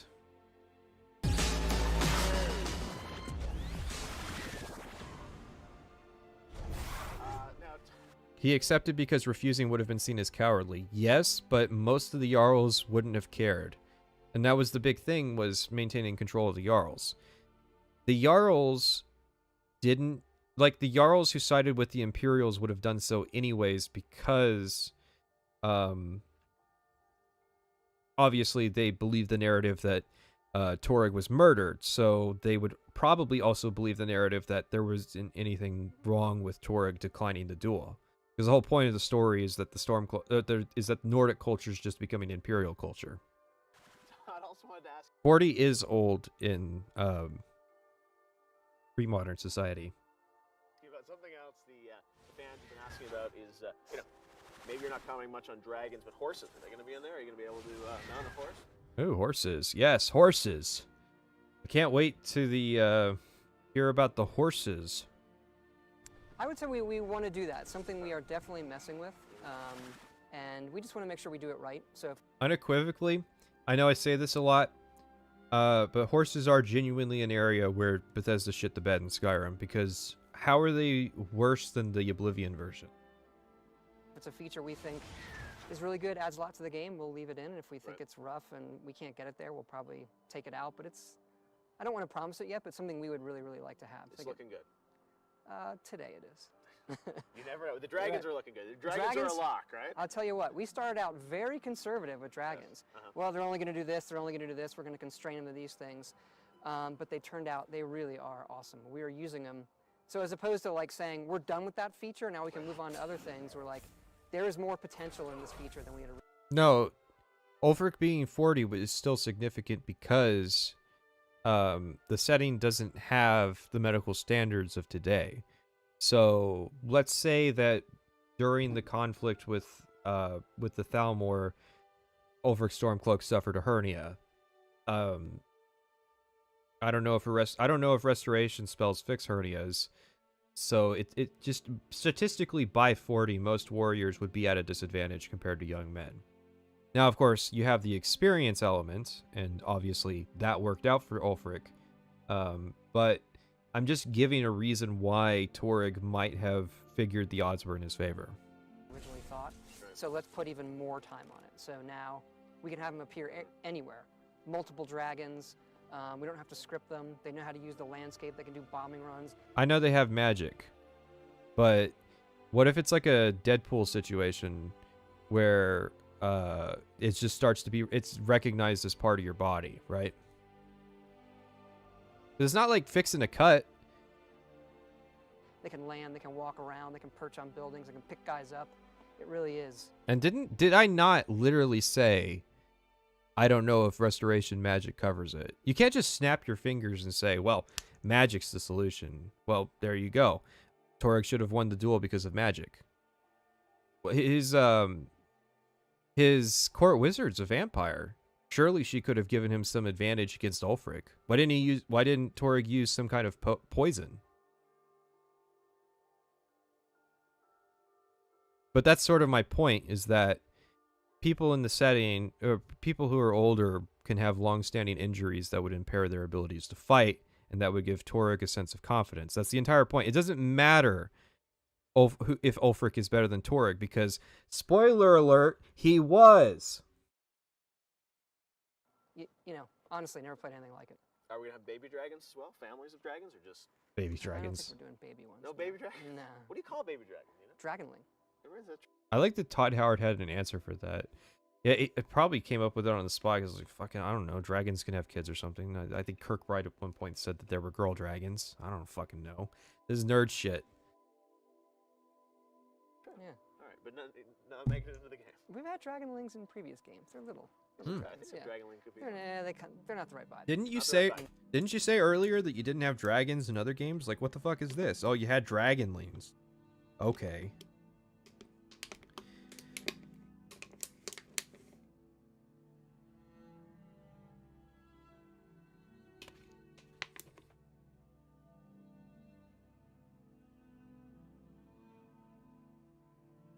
Imagine fighting beside your Ulfric as you conquer solitude and suddenly he gets a herniated disc. I mean, that is historically a thing that happens. That's why a lot of, that's why it's admirable for kings to fight in the conflict, because there's a chance that they could get injured during the war. You know, big monstrous dragons. Yeah, we want to scare you. Now, are we gonna these dragons? Are we gonna meet them early on? Just kind of thing where it's like the payoff. You gotta put in a lot of time. Or are they gonna? No, they appear pretty early. Okay. Yeah, and then they ramp up as the game Yeah, they goes on. do. Now, we've talked a lot about dragons. We talked a lot about Dragonborn. Who else are you going to be sort of meeting in this world? I mean, a lot of people wonder, are we going to see werewolves? Are we going to see vampires? I mean, how twisted is this going to get? There's a lot of stuff in the game. We have a bunch of factions we're not talking about yet. We have a lot of different gameplay, and we want it to be with the Elder Scrolls where, you decide who you want to play and what you want to do, and this game pays off on that. So if the main quest deals with dragons, and if you don't want to deal with that, you might still run into them, but there's loads of gameplay styles and character class styles that you can play in the game. And you're not picking your class, though. It's sort of evolving, right? No, it's one of the things we did in Oblivion, where the game starts, you play a little bit, then a menu comes up and says, who do you want to be? And we sort of thought, a lot of people pick their skills then they play. Okay, so this part's important. Important bit about classes. This is kind of the reason this got on my radar was that we were talking about the kind of one playthrough to fit all design philosophy while we were researching Oblivion, and there's a lot of Skyrim stuff that kind of gets into that, because that's where Todd kind of explained his ideas regarding whether or not the players should be expected to start a new character, or if they should be able to do everything on one playthrough. For a while, and then they I was thinking about that. If there's male dragons and there's female dragons, and it's not just like titles used to differentiate two different species of dragons, then do dragons reproduce? And does that mean that they're mortals? Because if they're Aedric spirits, so we have to assume they're mortals. But for some reason, they're immortal, which could be an Akatosh time thing. But like, obviously, it's not well thought out because fucking Skyrim. But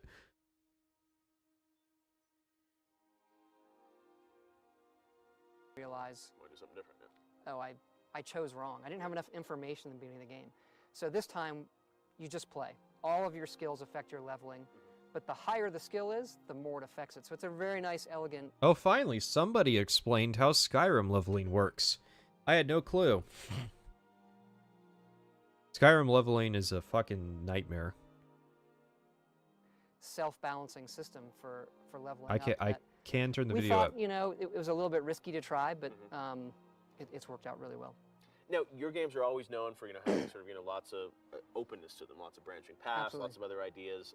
How are you pushing that in a new direction in this game? And you think, is there anything particularly innovative about the way you're sort of telling the story that fans are going to? Yeah, one of the things we like to make it as open as possible, but the negative in that is we lose a lot of control. Yep. It's hard for us to control the game flow for a player, or how hard things are or Right. easy they are. So we built this new system called Radiant Story that lets Yeah, it's not a new system.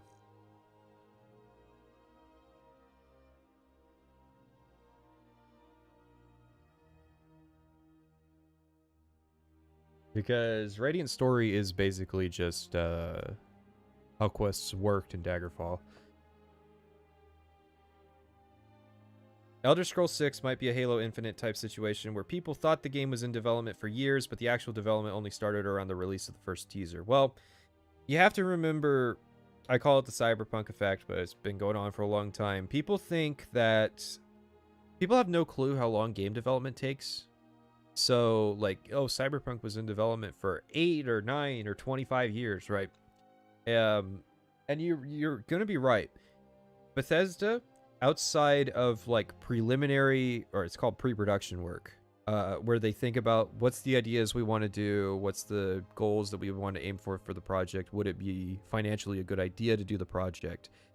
They're going to be laying out the groundwork for what the project would be, but there probably hasn't been a single thing done for Elder Scrolls 6 even now, because they are working on Starfield. It's not like YouTube content creators who do 25 different projects at once, where I'm sitting on a Star Wars audio file that I could edit at any time and make into a video, but I'm also doing, Skyrim and Cyberpunk and streams and all that. Because there's so much money involved, they tend to be singularly focused studio by studio. So you're probably right that people are going to interpret it that way, but in reality, Skyrim's probably just going to have like a 4 or 5 year development period.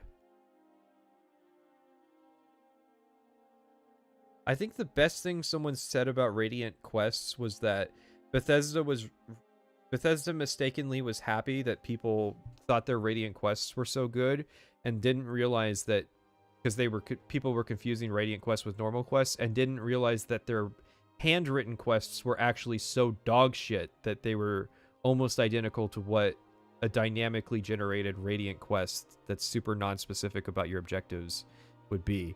Like, I finished the Dark Brotherhood today, and after you finish the Dark Brotherhood, you get Radiant assassination quests, and it's literally just the Night Mother goes, there's a guy in Windhelm who wants to set up an assassination. You go talk to the guy, and he's like, there's a person in Solitude that I want you to kill. And then, like, that's it. There's no motivation or anything like that. And that's probably on the better side of things, honestly, because then you have, like, the Thieves Guild Radiant quests where it's like, they don't even specify the city that you go to. So it's literally just, yeah, there's somebody out there who needs their numbers changed so that we can hit them up for a raid later. And then, like, that's just a generic dialogue that you hear 1,000 times when you do those quests.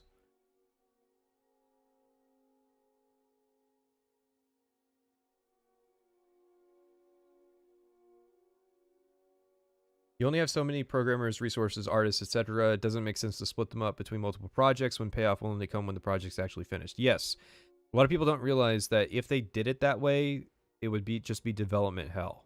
But there are occasions, like, the writers of a game will typically move on to the next project long before the programmers and animators and what have you. And then the programmers will be the next to move on, because while assets are being produced for the project, they need to be thinking about what the next project is from a programming perspective. So it's kind of like gradually the whole team moves over. Gonna do Fallout New Vegas sometime? Well, that's a complicated question. I try to stick to one project at a time. So, like, there was no guarantee of Skyrim 8 months ago. So they began using player stats to determine information on Radiant quests for Skyrim, like making sure their quest leads to a new dungeon. Is that true? Because I think okay, when I did my first playthrough on Standard Edition, I got a quest to go to a place with the companions, and then later the Dawn Guard quest that sent me to the same exact place. And it was like, there were 5 locations that I kept being sent for the Radiant quests that I kept being sent to. All of Skyrim could have been targeted by these Radiant quests, but for some reason, the companions and Dawn Guard quest lines just kept sending me to these same caves to do the same fucking dungeon over and over.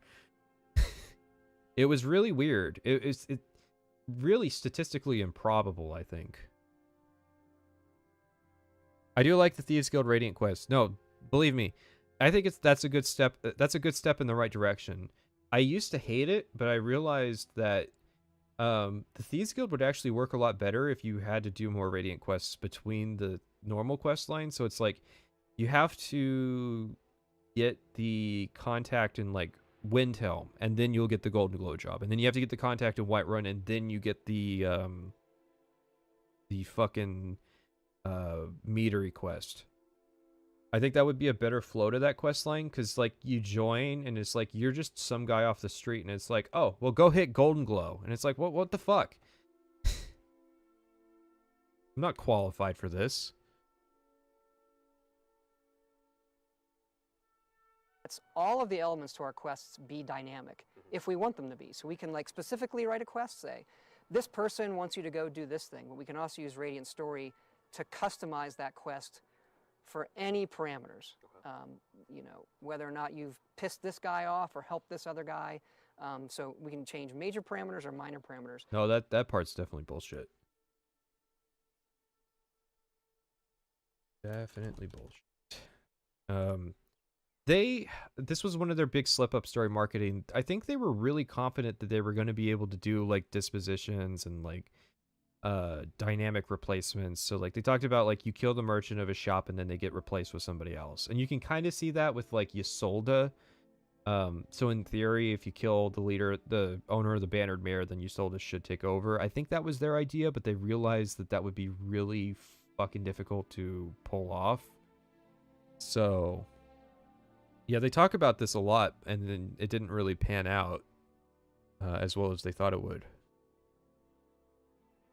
Skyrim's Thieves Guild was the best Thieves Guild in the entire series. You're probably not wrong. I think it's probably the best questline in vanilla Skyrim. The Companions quest is at a breakneck pace. Oh yeah. The Companions are fucked. That is a bad faction. Holy shit. I never realized how bad the Companions were because I don't play them because I never get past the werewolf thing. Thugs coming by to teach you a lesson after stealing a loaf of bread or whatever is nice. Is that what he's talking about? Those dynamic events where it's like the Dark Brotherhood assassin shows up or the courier shows up. It's like, I got a courier that showed up. There was the letter from a friend event where they send you to get a word of power. But it was the word of power I used to get that letter was Aura Whisper, which is literally a whisper that nobody else hears. So what the fuck? How did I get that letter? And it's obviously because they didn't design it very well to take that into consideration. But thoughts on Brynjolf? Lolf Ta is saying this makes me think about how everybody gets approached by Brynjolf and forces a quest on you. It doesn't feel radiant at all. Yeah, that they seemed really concerned that players wouldn't be able to figure out where the major quest lines would be. So you get ramrodded into like everything. Thieves Guild better than Dawnguard factions? Well, I specified the base game because I do think that Dawnguard is better than anything in vanilla Skyrim, and I think Dragonborn is pretty high up there as well. Dawnguard is not a terribly impressive faction though. And that lets us sort of have a little bit more control over a game that is this big and this wide. But how does that impact, you know, the dialogue and all those other elements? Because I mean, it sounds like there's so many different permutations and combinations. Yeah, you know, when we started out, we were using it for everything. Right. And I can tell you how you could do this. It's called textual dialogue. That's the problem. You see right through the cracks that people, their dialogue doesn't have as much punch. So now, most. Yeah, I do understand your point, Carmeletta. The way around that issue is you can quick save and quick load. Okay, you take the quest. As soon as they say the last line of the dialogue, exit the dialogue, quick save, and then every time you quick load, it will regenerate that quest. And you can kind of have quasi control on what city you get sent to. So that's like what I'll typically do is you take 4 quests in a city, and then when you come back, you take 1 more quest in that city and 1 quest in another city. So you do 4, and then the next one, etc., etc. And you can get the Thieves Guild rebuilt in 20 Radiant quests, which is actually not a terrible consideration of time because they're super simple.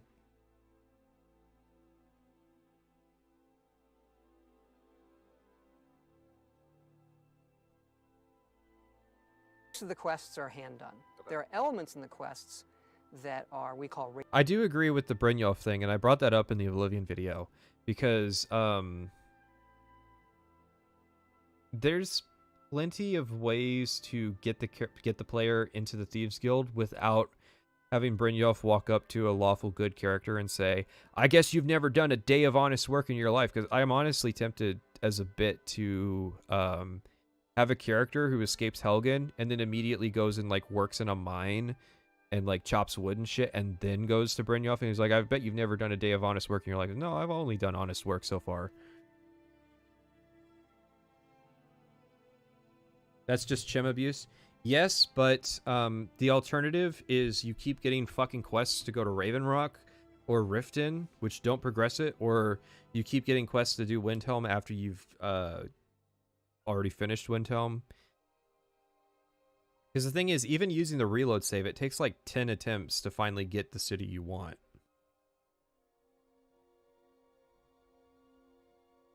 I do agree it is a save scumming issue, but I don't really have too much of an issue with save scumming in that situation, because you are getting fucked over. Obviously, the way you would fix that is have the player go, hey, do you have any jobs in Solitude that we could do? And then we just go from there.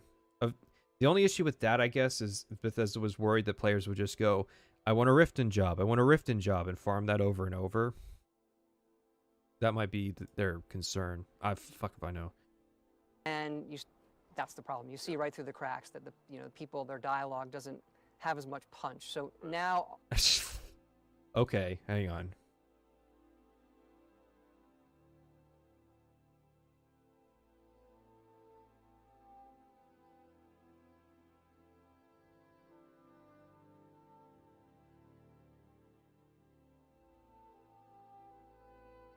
You gotta be kidding me, because literally the Radiant quests in the game are just like, not only that, the Dark Brotherhood quest line, if you pay attention to the conversations that go on in the Sanctuary, every character has a line that they'll say to other characters.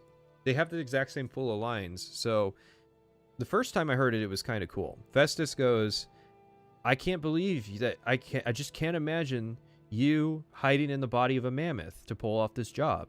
And I was like, wow, that's pretty cool. But then the Argonian guy said it to Babette, and then Babette said it to Gabriella. And I'm like, wait, did every fucking person in here do a job where they hid inside a mammoth? Why would you give every character in the Sanctuary the same generic line about how they completed their job? So that really took me out of the Dark Brotherhood. Like, why wouldn't you just give each character a pool of generic lines that they would use that would apply to everybody? But everybody gets different lines. It's just weird. Most of the quests are hand done. There are elements in the quests that are, we call radiant, really for random, based on what you've done. And then we have kind of side missions where someone says, oh, I want you to go to this nearby dungeon and get this family treasure of mine. But the dungeon is, the game can look and find a dungeon nearby that you haven't been to that might fit your level, and it will generate the item you're going to get. But it feels like a little side thing, as opposed to, oh, this is a major quest that I'm doing. Right. So that's how we balance it. Now we are in the snow. My other problem with the Dark Brotherhood, and it's kind of unfair because I'm basing this on games that I played after the fact, but the heists that you do in GTA Online, I know, bear with me. The heists you do in GTA Online really shit on the Emperor assassination quest line, because it's like, okay, we have 6 or 7 really talented assassins in the Dark Brotherhood that could be doing a variety of jobs. And I know there's the whole dumb bitch Astrid betraying you thing, but that's just dumb. We have 6 or 7 talented assassins. This is the only important thing that we have to do right now. Literally everybody should have a role in that assassination that the player sets up. Like when the Argonian guy shows up to the wedding, that was cool. There should have been a lot more of that, where instead of them just being people who hang out at the Sanctuary, they're actually people who affect your quests, who affect the way that you do the quests.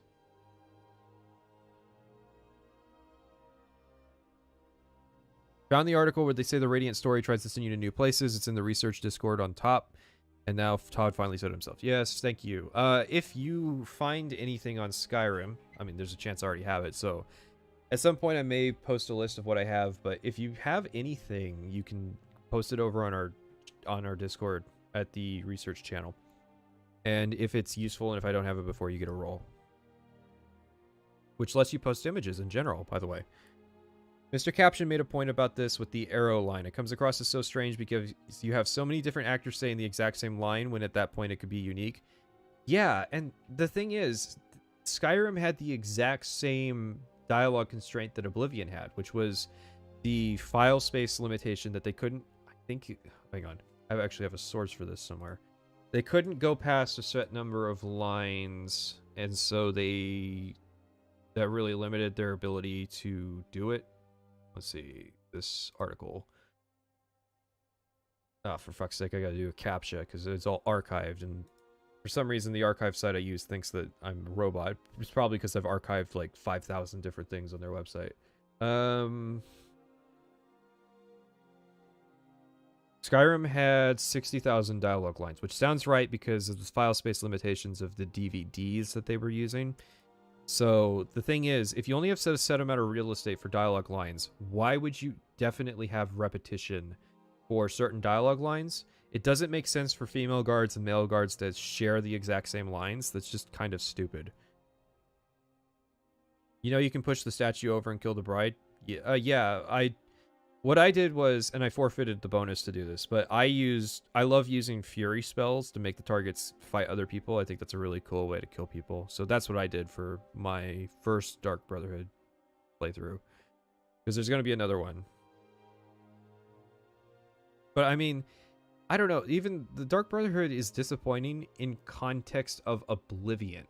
And that kind of really says something. Like, in context of games that came later, sure, it's not fair to make those comparisons. But it's like, even Hitman games of the time could do way better. And, you know, it's just reflective of that jack of all trades, master of none.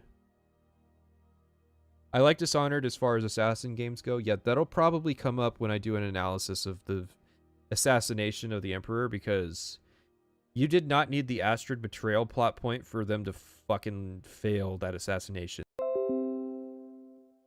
That was weird. Oh damn, we got 600 viewers in here. Shows how much I check on the stream. Give me a rip if the stream is down, I guess. I don't know, fuck. Tell me if we're still alive.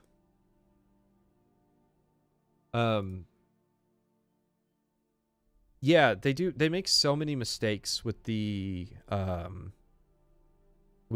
Emperor assassination that it's no surprise that they got caught. Of the time, you mean Absolution? No. Absolution is contemporary. You can't compare... Well, you can, but you shouldn't say that contemporary games are inspirations for other games. So it's like Hitman games up until 2008 would be acceptable. Okay, so we're still good. Cool. So, but it's like, what was one thing? It was like they assumed that that Commander Marrow didn't know who the Gourmet was, which is really dumb. Commander Marrow should have at least been aware of like general details about who the Gourmet was, even if the Gourmet didn't want him to know, because he wasn't exactly running like that clandestine of an operation. So it seems like one of the things Commander Marrow would have investigated in the months that he prepared for the Emperor's visit to Skyrim would have been what's the identity of the Gourmet, so that when they show up, I can, you know, verify that they are actually who they say they are. Because we just walk in and we're like, yeah, we're the Gourmet, which, you know, in retrospect, of course, it was a betrayal. So Commander Marrow probably knew when we walked in, when we checked in with him, Commander Marrow probably knew that we were the assassin. That is a plot point, but even if it wasn't, Marrow probably knew that the Gourmet got assassinated. And that's just one thing. How much would you have given away by saying he's an orc? Yeah, exactly. I think the idea was the Gourmet wanted to remain anonymous because nobody would have taken him seriously if he was an orc, but it's like Commander Marrow could have just made a promise that he wasn't going to leak his race and say, what race are you? What gender are you? And then, when this fucking wood elf shows up claiming to be the Gourmet, get fucked. Like, if Commander Mero knew the gourmet was bullshit, he should have just killed us as soon as we walked in. Because we were in the middle of the Castle Dower courtyard. Like, we should have just got hit by, like, 5,000 arrows at once as all the Solitude guards just mowed us down.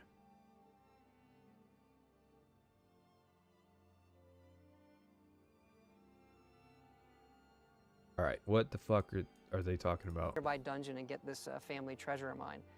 But the dungeon is, the game can look and find a dungeon nearby that you haven't been to that might fit your level, and it will generate the item you're going to get. But it feels like a little side thing, as opposed to, oh, this is a major quest that I'm doing. Right. So that's how we balance it. Now, we are in the snow-capped mountains of Skyrim, which is an area that's been on the map for many years in the Elder Scrolls lore. Why was this the time to go up there? We've always wanted to do a game there, just the whole feel of the world. It's really rugged. It's got its own unique culture. It's the original home of men in the world of the Elder Scrolls, and it's these guys long ago used to worship dragons, and now dragons are returning. Well, that's actually a plot point, is that Mero wanted the bodyguard to get killed because apparently he hated him. I don't know when that relationship formed, but whatever. I'm thinking about it. All the noblemen that were at the assassination were like generic noblemen. They weren't the actual nobles of Solitude. So it's like, you have the basis of a good quest, but it's still kind of dumb. No, it isn't. What? You gotta be more specific. Something we've always wanted to do, and just the right vibe visually and gameplay-wise with the dragons. Something cool. Now, when you look at the Elder Scrolls series, I mean, you have done so many games, won so many awards for the games. You look at something like this, I mean, do you ever think about, the arc of the larger story and sort of where you want to take the series? Or is this sort of, hey, it's like, let's do this one, and then we'll think of, different land for the next one? Or, I mean, is there sort of, a sense of where you want to take this series to its ultimate end? We take it game by game, honestly. Right. We want each game to be its own. We kind of treat the previous games as any good history that you'd have in a fantasy world. And no matter when we do an Elder Scrolls game, for the time that it's out, we just kind of aim for the biggest, craziest role-playing game anybody can think of. That's what we try to create. Right. That's what we really want to play. So we're definitely not thinking past this game. So the break to... Why would you say that? 5:55. Not thinking past this game.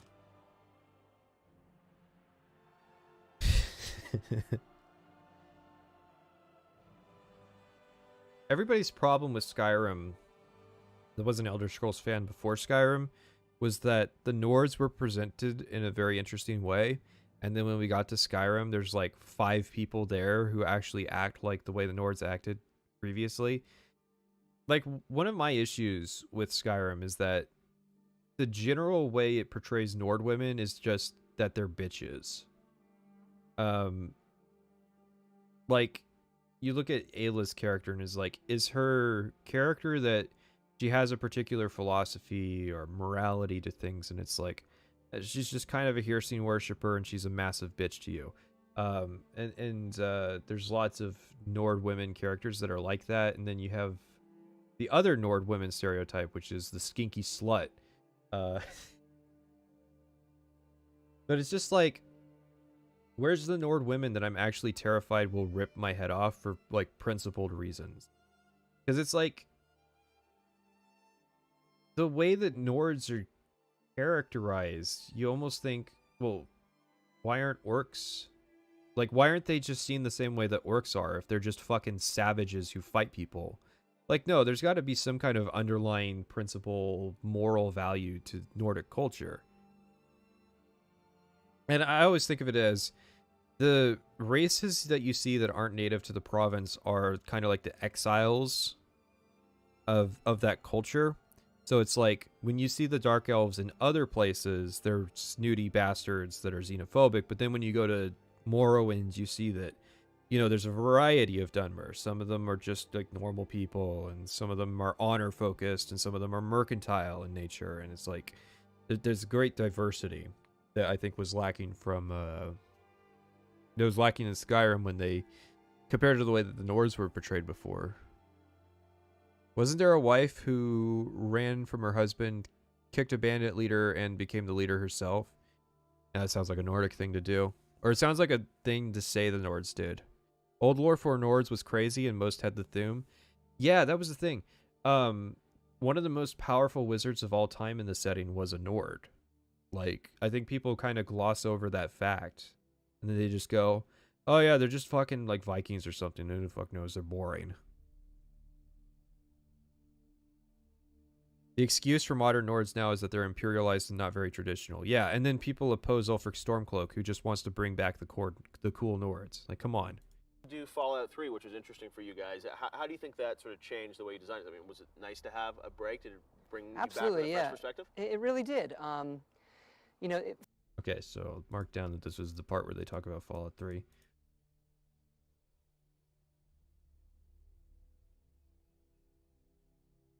Oh, and I gotta specify, this is part 2 of the G4TV interview.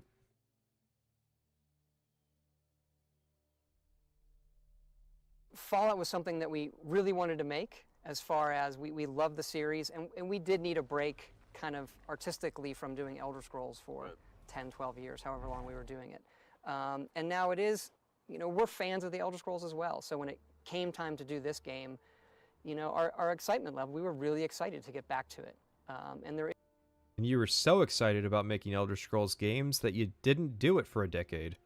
There's a different kind of, you can make things beautiful in a different way, where you're standing in a meadow with flowers and trees and there's deer that come by, and being able to do that kind of beauty on the screen, and then going down into dungeons and getting into that ruggedness, it really is a different vibe that...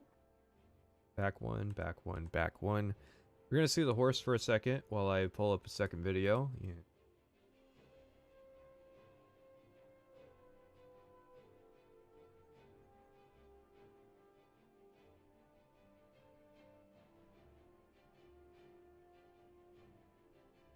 In a different way, where you're standing in a meadow with flowers and trees and there's deer that come by, and being able to do that kind of beauty on the screen, and then going down into dungeons and getting into that ruggedness, it really is a different vibe that we missed. And snow, right? Yeah, we spent a lot of time I hope you guys see what I mean by my choice there. rendering-wise on snow, and we're doing most of it dynamically, as opposed to an artist texturing something with snow on it. Right. We just found we were doing double duty. We're having to make rocks and chairs and trees and everything with or without snow at different orientations. So eventually our graphics guys programmed it so the snow can dynamically fall. We just make a piece of art once and you say this is how much snow it has on it, and it looks great. Can Dragonborn... That sounds like bullshit to me. Okay, so the way it's typically done is, like my experiences with Unity, you can make an asset and then you can change the material. So you only have the model once, but you can change the material so that this one's snowy, this one's arid, etc., etc. As far as I'm aware, that's not how Skyrim works. So the way the Skyrim works, because it's Gamebryo, it's an old engine, is you just have a model. This is the model for the snowy rock. This is the model for the normal rock. And maybe what he means is they made a rock model and then they just changed the texture. Which is a difference because it means that there's just two different models, as opposed to Unity, where you can have a single model but have a bunch of different materials for that model.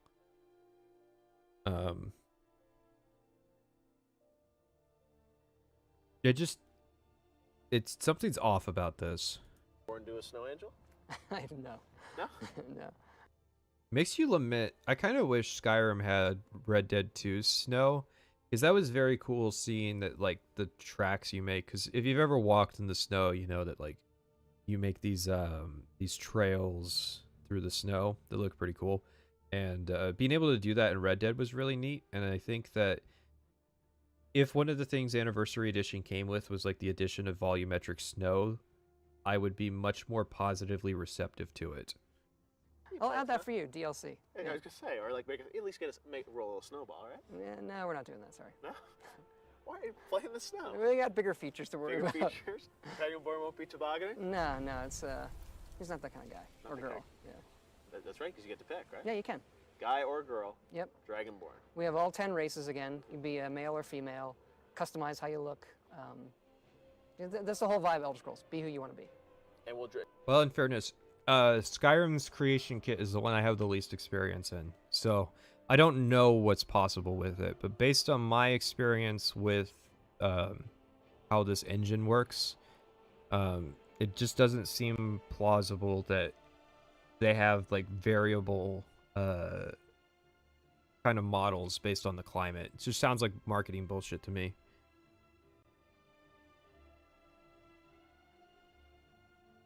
Does Dragonborn have a family? Are we going to meet his family, or he's a lone warrior? He is a loner who's come into this province. I'm glad I'm not the only one who doesn't like this interview. It's like, this is who Todd chooses to talk to, but he won't talk to me. He won't answer my DMs. Yeah.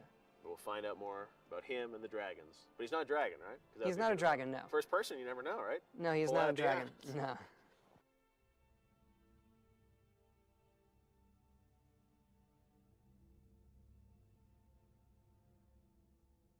God damn it, I am fucking this up. I was trying to do a dramatic thing where I type it out and very neatly go, player character is not a dragon. But then I had to go and fuck it up and have to hit backspace. So that's just fucking embarrassing. Ruin the bit. Is this from 2011? Yes. Am I gonna look at the GDC talks about Skyrim? Probably. Let me consult the list.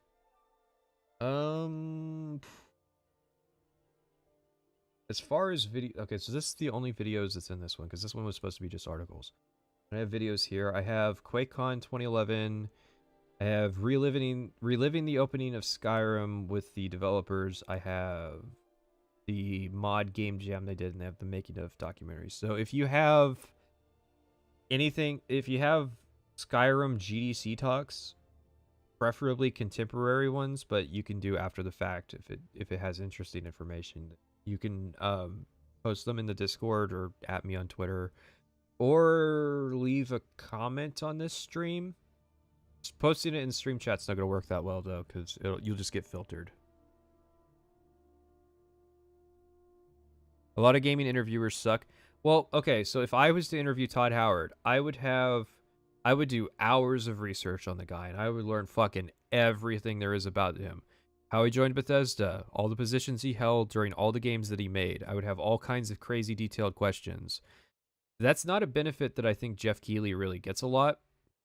So it's like, G4TV was like, you're going out to Utah to interview Todd Howard. He's like, fuck, okay, what's some, are the dragons gonna breathe fire? Fuck, I think that'll be a good question. It's like, plus I think, to land these things, because remember, every Todd Howard interview has to pass the Pete Hines test. And the Pete Hines test is, are you popular? Are you going to leak information that we don't want you to leak yet? Are you going to ask questions that are uncomfortable? If you can't pass the Pete Hines filter, then you get to talk to Pete Hines. And Pete Hines doesn't fucking say anything. Because that's his job. His job is to just be like the junkyard dog of Bethesda who doesn't answer questions. People were asking him, like, so you guys working on Elder Scrolls 6? And he's like, we will tell you when we're working on Elder Scrolls 6, when we decide to tell you that we're working on Elder Scrolls 6. And it's like, thanks, no fucking shit. Let's go. We cannot wait to play this. Coming out in Awesome. November 11th. 11. And we got, more factions to learn about. More E3, hopefully we'll see some dragons in a big way. So this is pre-E3. Okay, that's a good clue. We're going to be showing a lot more dragons at E3. I mean, I'm sure we could figure out in a second when this happened, but... A lot more shouts, talking factions, a lot of... More shouts coming to E3. Absolutely, Have you yeah. been practicing your shouts? I will not be doing them. I'll have somebody else do it, like Jeremy. Let me ask you, the shouts, how did you come up with those? You have a guy who's like in charge of shouts? Emil Pagliarulo, who is the lead designer and writer. All right, so Emil's in charge of the shouts. Got all that? Got it? That's good to know. Emil is in charge of shouts. Neato Completo, because I still don't know who all wrote what quest lines, so I haven't done that part yet.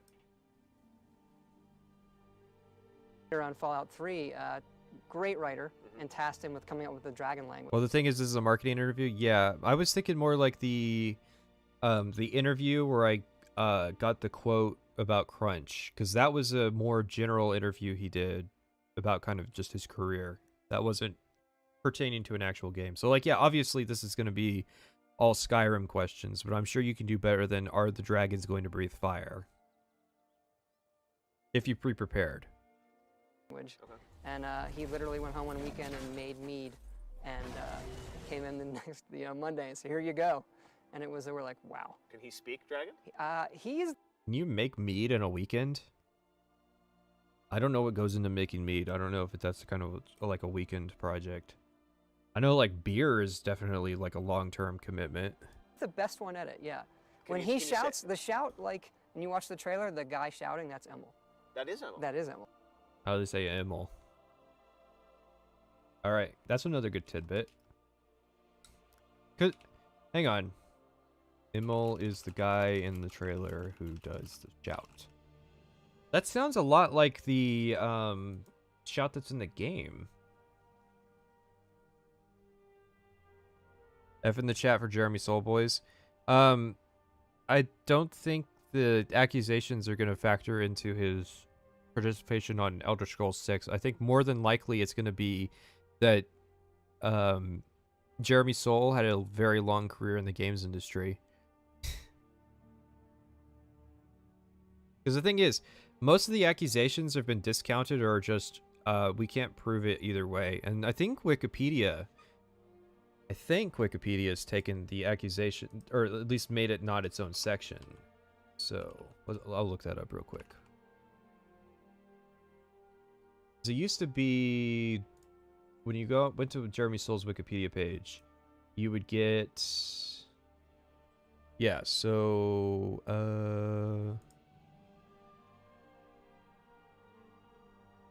like in the content section, there was a whole thing for like sexual assault allegations, like one of these sections, and they've since removed it because yeah, they've just lowered it down to. I'll show this off because I went to the effort of setting text-to-speech up. Whoops. That's the whole page. I just want this part. Soule's works have been played. No. Fuck all that.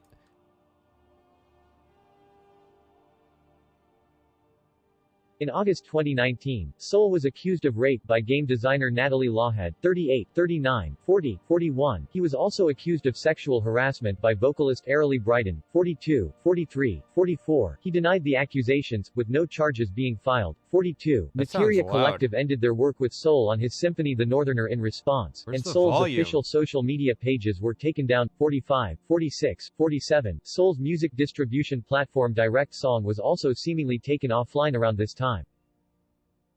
Thanks for being so loud. Thank you, David. Oh no, it's Daniel. But yeah. They've kind of winded that down. I think it's more just he's old. And people don't believe me when I say that like Todd Howard's old, but he's old. He looks young, but that's just the deal he made. He's a lich. Yeah, he can really do it. Can you say a little something to us in Dragon in this interview? I'm not that good at it. No. Thank you, or check out the game. I could do that. No, because we don't have that part filled out. It's just really like really basic substitution language. No. Dovahkiin. Pre-order now, GameStop. Right. All right, it is Skyrim. You guys can check it out on November 11th, and we'll see you at E3, I'm sure, Todd. Absolutely. Cool, thanks. Thanks.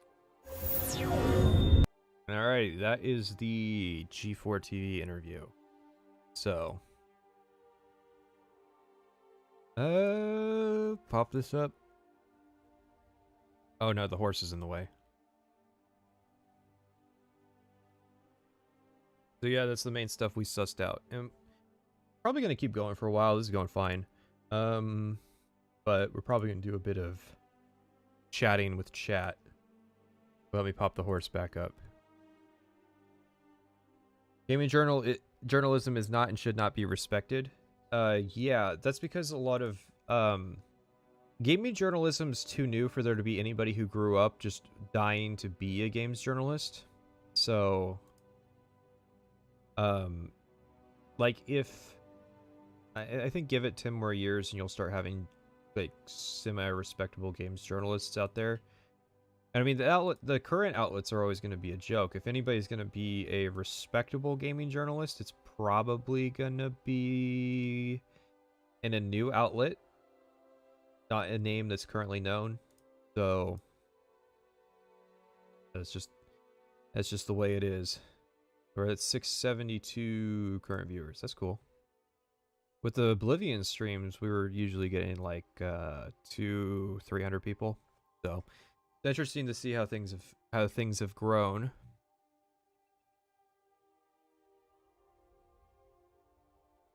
I think your part 1, part 2 is marked wrong. Is it? No. I just don't have part 1 marked in the notes. But I have a distinguished part 2. Emil is a good bad writer. Emil should probably stick to level design. I'm not sure why he thought he would be a good writer, because the Dark Brotherhood is a bunch of decently designed missions, but the story is not very good. And for some reason, he fancies himself like this writer, but he's not. Are you implying Angry Joe screaming about Madden for 90 minutes every year isn't journalism? Does Angry Joe consider himself a games journalist? I think he considers himself an entertainer, but I don't know. I haven't seen an Angry Joe video in like 7 or 8 years.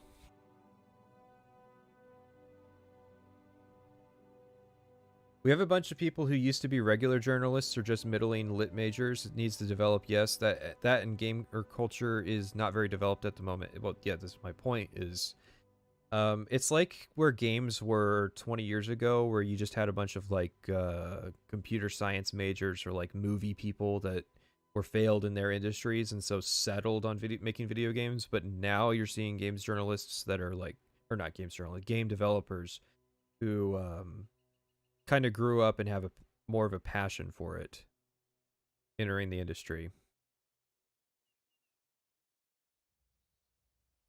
Asking for respectable games journalism is like asking for a serious report on this year's Tinker Toys.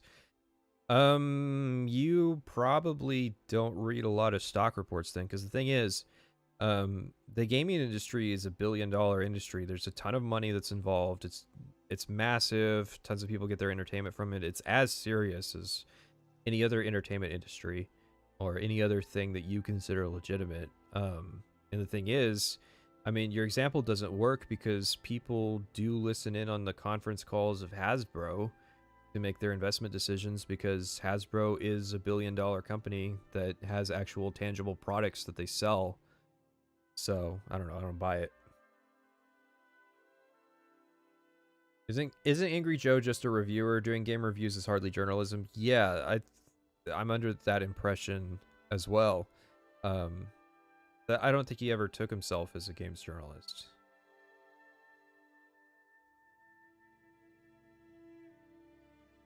I don't think hiring novelists is a good idea for video games, because a lot of novelists don't understand the format. And so they might be good writers, but like, let's be honest. Is the writing of Half-Life one of the selling points? Because I don't think so. I don't think the Half-Life games, 1 or 2, are particularly well written.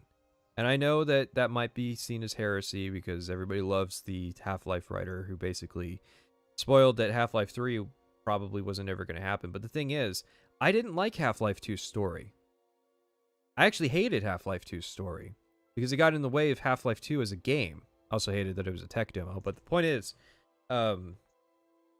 my experience with novelists becoming games writers is usually just linear storytelling, because that's what they're used to. They're not used to the interactive elements of storytelling. You might be better off getting a playwright, because playwrights have a lot more experience when it comes to kind of interactivity in the storytelling medium. I believe he has a weekly news show on all things gaming. He also gets press passes for events. Honestly, he might think of himself as a journalist now. I mean, he can identify as whatever he wants. Who gives a fuck? But like, yeah, if the whole thing is Angry Joe's not a games journalist, well, no shit. And I don't think covering the news makes you a games or covering the news does not make you a journalist, especially if all you do is just repeat other people's stories, which is what a lot of news channels on YouTube do anyways.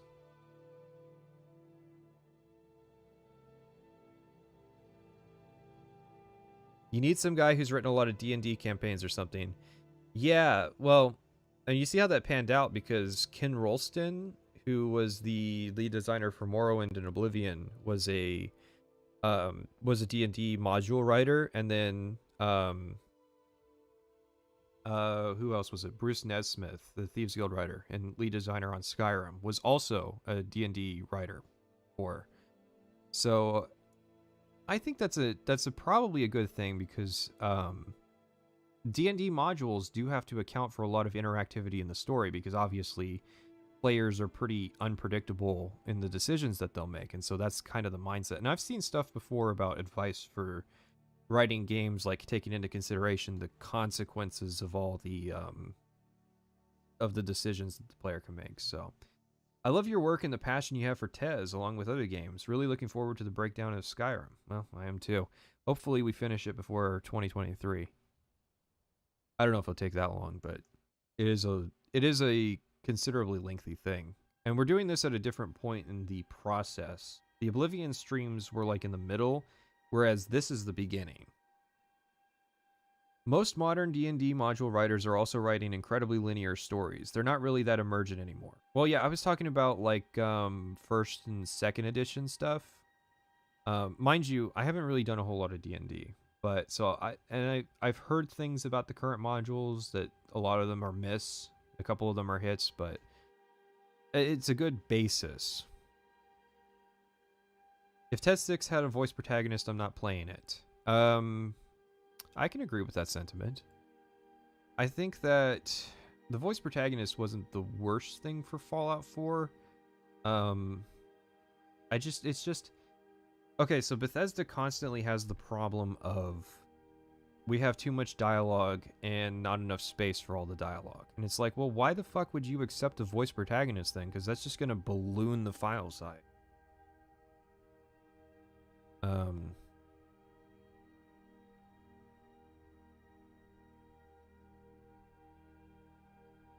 With D&D, you have a safety net, DM.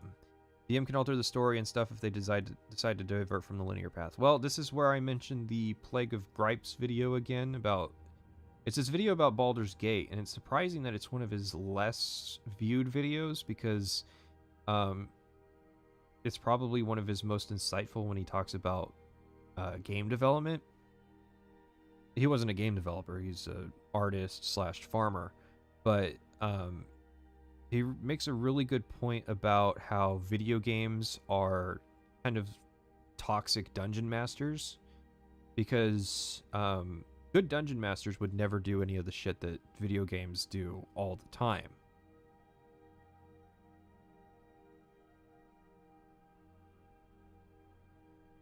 I had my headphones off, so I wasn't hearing the Skyrim music.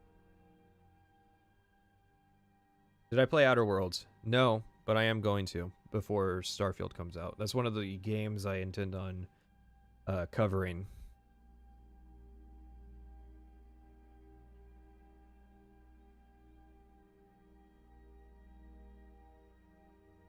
I like Young Yeah as an opinion writer. Give the context, then give opinions. His purely reporting videos are huge misses.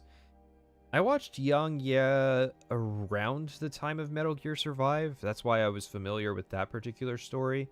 And I kind of fell off the wagon with not just him, but like a lot of YouTube kind of games reporting. Because it just kind of seemed lame, and I realized that I didn't give a shit about the modern games industry. Because so few games that I want to play ever get made these days.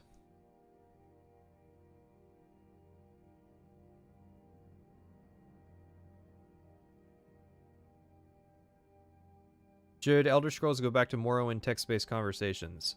Well, they should, but they obviously won't. What should happen is some indie AA company with a couple $1 million make an open world role-playing game with hybrid dialogue. So it's like all the key emotional parts are voiced, but most of the sort of more informative dialogue is textual, and then you can just use that. And if they do a good job of showing the storytelling potential of that, then you might have kind of a push.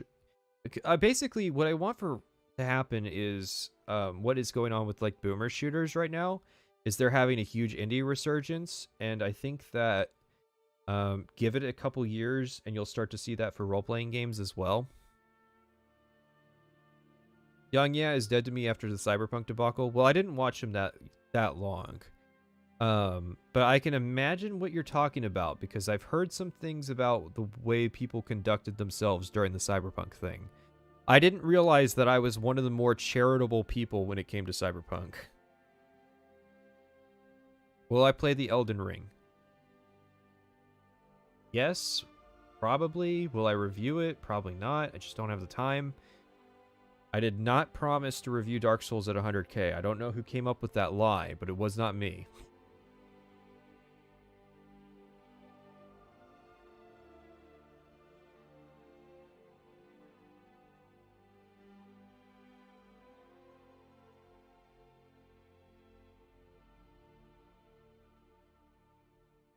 I think you'll find Outer Worlds to be particularly underwhelming.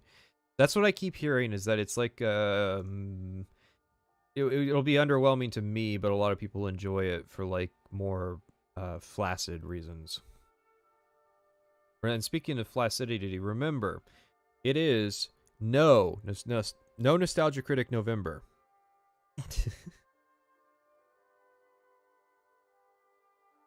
Someone who knows, fill us in on what happened with Cyberpunk and Young Yeah.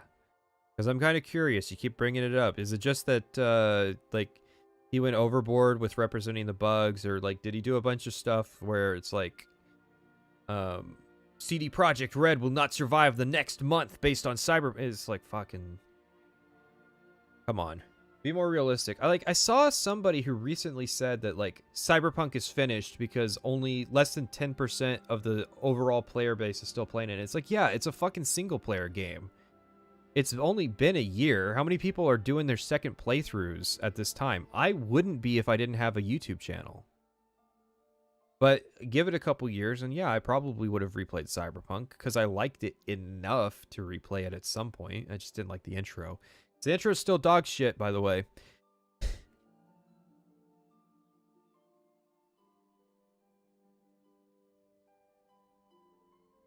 You already failed no Nostalgia Critic November. Then you got to make your profile picture Doug Walker's face. I'm going to put that on the screen real quick. Let's see. What's a good one I have saved? Yeah, that's fine because it gets Satellite City in there. There you go. You fail no Nostalgia Critic November, you gotta put that Doug Walker face in your profile picture. Red Letter Media is superior to all. Also, someone at AVGN plagiarized some stuff recently, so Red Letter Media might be the only uncorrupted channel left. Yeah, I had heard about that story. I think it's probably overblown. I think that when you hire people to help you with your YouTube channel, which is something that's become kind of the trend recently, is the bigger YouTubers are kind of starting to have that that structure to be able to have employees. One of the risks you're going to have happen is that people steal stuff. So I don't think it necessarily reflects on James's ethics as much as it does his hiring practices.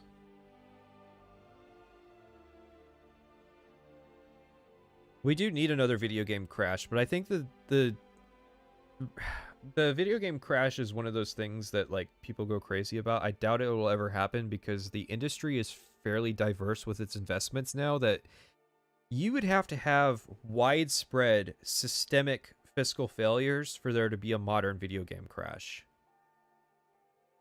Honestly, I think you're living through as close as you can get to it because think about how few AAA games are coming out this year compared to how many were coming out back in 2016, 2017. So Any ideas on why the animations in Skyrim were so awful? Even kill moves that have enemies in completely directed animations feel weird and messy. A lot of those animation issues have to do with it wasn't until very recently that animation kind of came up with good ways to deal with the problem of two different models that aren't connected to each other interacting. So like you'll see this a lot with Mass Effect. Like they try to avoid having like handshakes or anything like that because it just looks bad. It's sort of a modern thing that kind of thing doesn't look like dog shit. Do I think Avowed will make a pretty good challenge to Test 6? I thought that until they took on like 15 different projects. So now I don't know.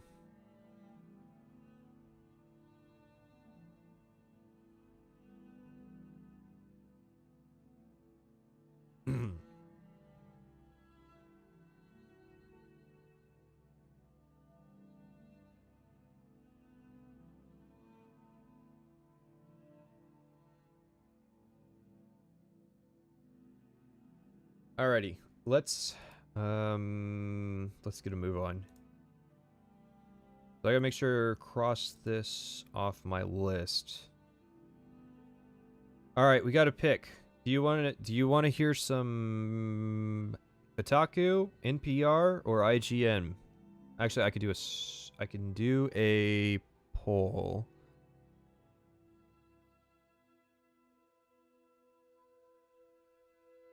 Kotaku, NPR, add option, IGN.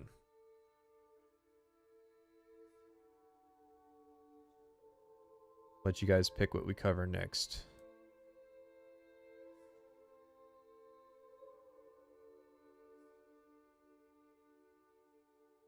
Part of the issue is that you can't slide a sword through a model in the creation engine and actually leave a hole in it. Dynamic model modifications and such are beyond its scope. They did dismemberment in like Fallout 3. They absolutely could have. You know that this specific animation causes this specific issue, and so, you know, that kind of a hole in a model, I mean, you wouldn't be able to see through it, but it would just be a decal.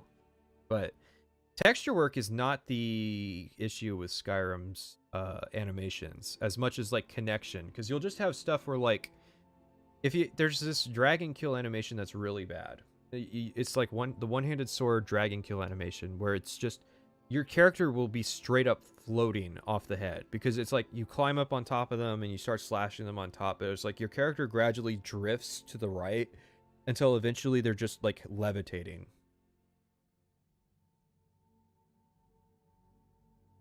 All right, I'm thinking Kotaku is the winner.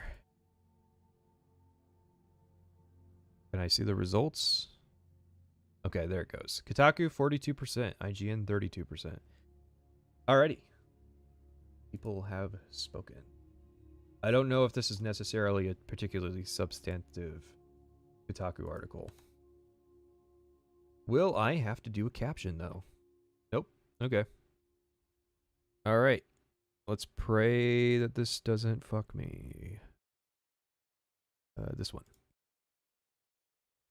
Get this shit off the screen. Fucking Nostalgia Critic. Oh, the chat looks like shit, though. Alright, hang on. Band-Aid solution.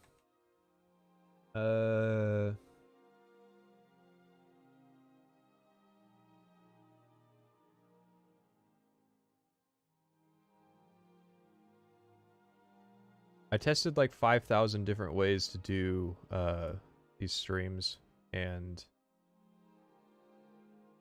okay. Now I do a filter, and let's see. I think the crop pad had an opacity option. No. Was it the color key? Yeah. Opacity, 50%. Look at that. On the live, less than a minute. I mean, it was really simple, but let's be honest. Could have been a lot worse. Alright. What are we talking about? Can you not move the chat to the other side? Oh, yeah, that's not a bad idea. I think the issue is this shit's not center. Oh, no, not that. This. No, no. God damn it, OBS. What is it hooking onto? Literally lock everything. Oh, that's because it's no. So we just.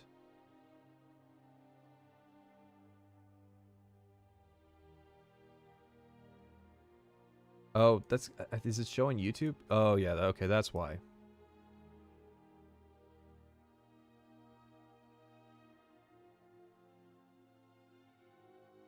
All right.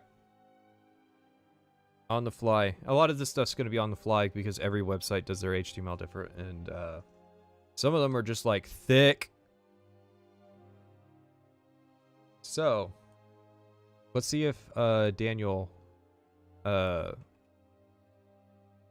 he had a thing where I could get him to read the page, and it like uses the uses the code to figure out what, because all this is articles and articles. Well, I'm glad you're impressed, Private Sessions, because I was impressed with your stream. You had like weird effects going on and stuff. It looked cool.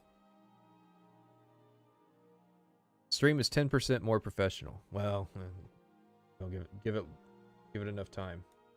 The horse got moved. That was what was happening.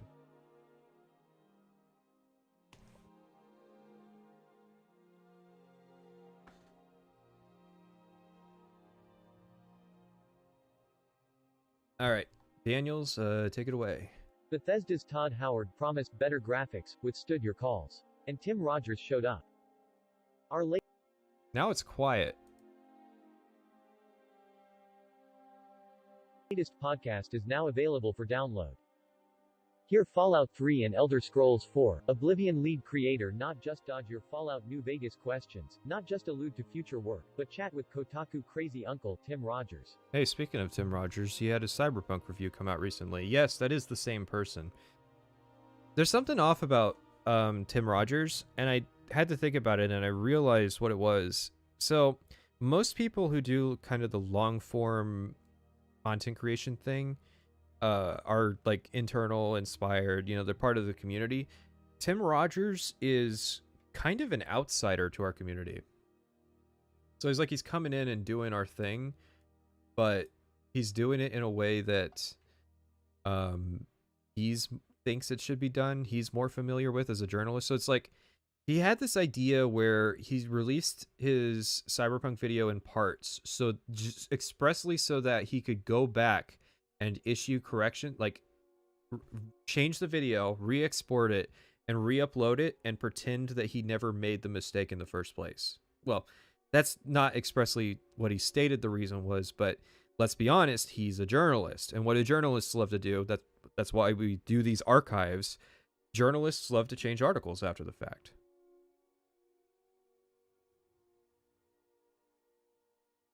Tim wants to be cast in a Bethesda role-playing game. And you wanted to know how the graphics will improve in Bethesda's games. Better animations, Howard promised. Who wrote this? A fucking child? Tim wants to be cast in a Bethesda role-playing game. Paragraph. And you wanted to know how graphics will improve in Bethesda games. Better animations, Howard promised. Thanks. This is so insightful. You wanted to know what you would want out of more Morrowind. More distinct sense of cultures, he said. Related stories. No. 26. Go past you that. asked so many more questions about career paths to gaming. A need to click on more things in Fallout 3 and Todd's favorite 2009 game, Uncharted 2, sort of. Give it a download and a listen. No. What a disappointment. This article sucks.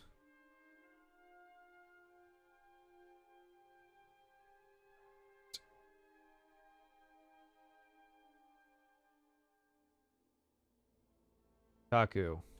Todd Howard's favorite game of 2009 is Uncharted 2. That's literally the only thing that's mildly useful, and I probably won't use it. He ain't got that YouTube street cred. That's what I'm saying. But the thing, really, what I'm saying is, he didn't have to contend with an era when Joseph Anderson was like the only option. So, or he didn't have to pick when the old school Joseph Anderson gang went to war with the Mauler crew. So, yeah, that was an article. I guess it's just summarizing... What is it summarizing? This... Hang on. I don't know where this goes, so I'm going to click on it, and we're going to see. It goes to an archive that... Okay. It no longer exists. This is why archives are a thing. By the way, I downloaded every episode of the Bethesda podcast I could, even the ones that don't have to do with Skyrim, because I figure one day that's going to disappear too. So, you guys voted for that. That was Kotaku. Not all sources are equal. So, we'll scratch that off the list. Next up was IGN. And it's probably only because you recognize the name.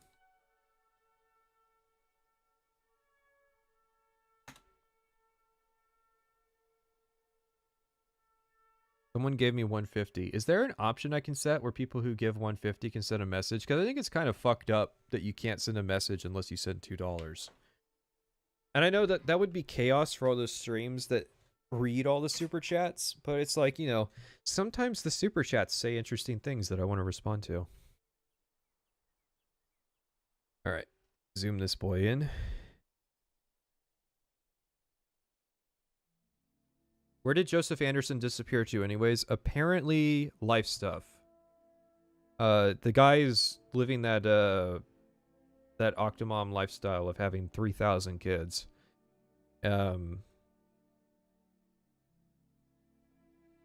Alright, so I'm going to talk about this because the Kotaku article sucks and some of you want to be entertained. So I have this wild conspiracy theory that I'm responsible for there not being a Joseph Anderson Witcher 3 video. And I will stress that this is a wild conspiracy theory.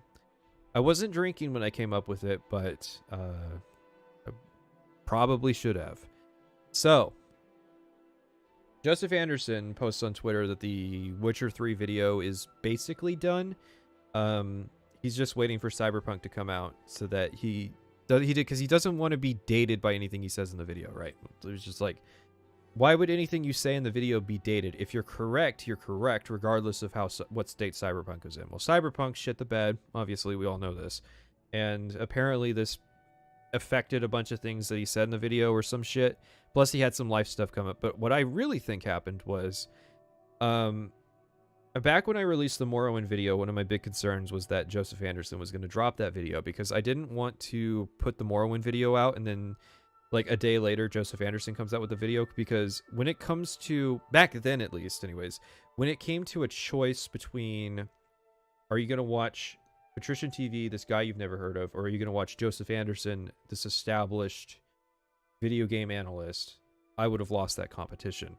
So my big concern was being first and being early. Well, I think Joseph Anderson, again, the wild conspiracy theory based on nothing, Joseph Anderson probably wanted to have the longest review on YouTube, and then suddenly I blew up and it's like, well, shit, my 6-hour Witcher 3 video is no longer sufficient to be the longest on YouTube. I guess I'll just be depressed.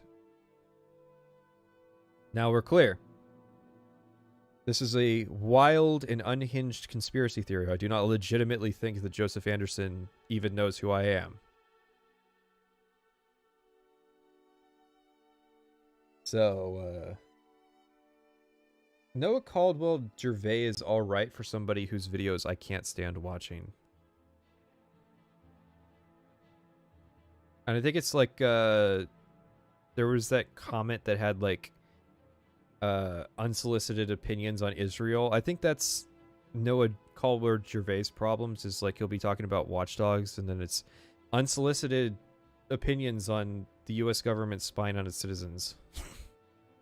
Which, I mean, I guess that might come up in a Watch Dogs video, but I don't know. There's something about the way that he handles it that doesn't sit well with me, and it's probably just that I disagree with him.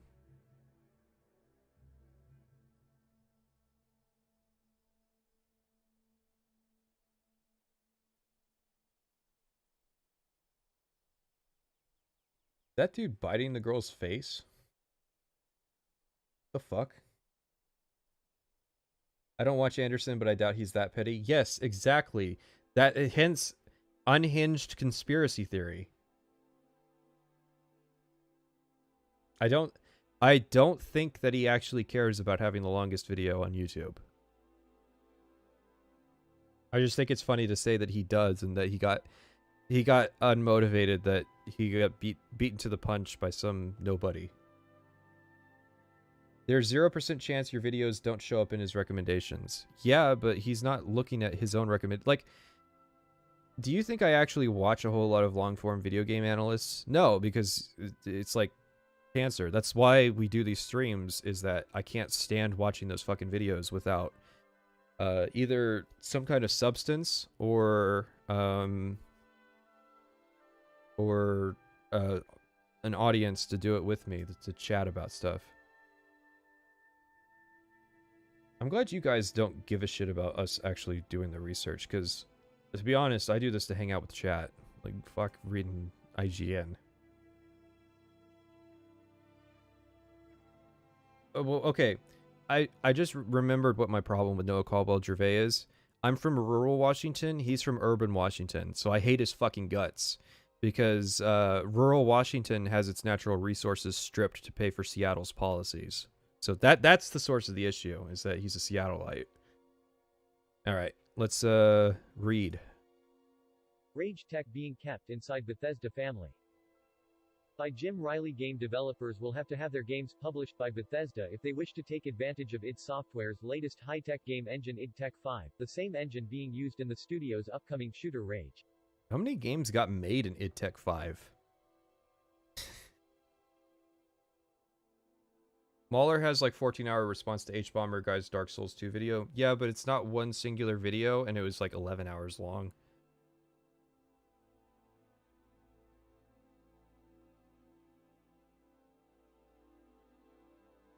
Plus, it's not like expressly game analysis, it's response, so.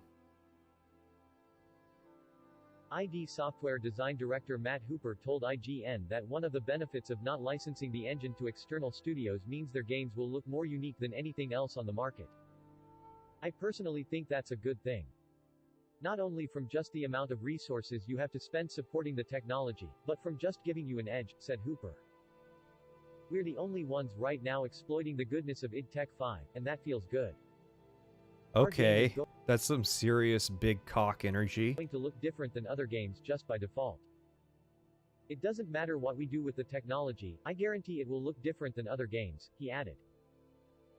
Hooper noted that the company originally wanted to license their engine out to anyone with an interest, but the acquisition by ZeniMax Media helped influence their decision. Basically, they were told, those licensing agreements for your engine that you come up with, you're not allowed to do those anymore. That's our engine, baby. The fuck does this have to do with Skyrim? Our original path was actually to develop the tech to license it. We do have still a supporting tool. You don't need tech to license shit, you need a lawyer. What the fuck are you talking about, the tech to license it? What, were you using some fucking proprietary software that you didn't have permission to share? Come on, that's obviously bullshit. Team, he said. When we decided to take a lot of our IPs internal and grow teams internally, we actually are not licensing our tech, but we have multiple teams that are utilizing the technology. When we merged with Bethesda, it was some of their decision to saying, why don't you keep some of your edge? John? Yeah, what a huge advantage holding on to id Tech 5 was. That just means that you lost market capitalization to Unity and Unreal Engine 4. Carmack has done so many things for the industry, let's keep that edge on our side and make great games. That's how you're successful in this business, Hooper added. Bethesda game director. Yeah, and look how that worked out. 5 whole games got made on the engine. How much fucking money did you make from licensing id Tech 5 compared to what you would have made if anybody was allowed to use it? Todd Howard explained in a separate interview with IGN that his game would not use id Tech 5. The studio's new engine built for its upcoming title is more beneficial to creating huge, open-world games, such as Fallout 3 and The Elder Scrolls 4, Oblivion, while id Tech 5 is better for more contained environments. We decided to really reboot our technology after Fallout 3. Yeah, but that sounds like a lie, because people had access to id Tech before the ZeniMax acquisition. It was the ZeniMax acquisition that made them decide that they were going to do like a gated community style to using the engine. And look how that turned out. Again, not too many companies got to use it. And then John Carmack left to go make VR. So we had been making plans for that and started doing some things. The id thing came along later, so it's a mix of that, plus the kinds of games we do are a bit bigger. Alright, this article has fuck all to do with anything. Nice. And this is why we're probably only going to do the reading streams a couple times before we run out of stuff. Because a lot of articles are like this, let's be honest. Bethesda's not the best at kind of sharing information about their games. They keep their cards close to their chest.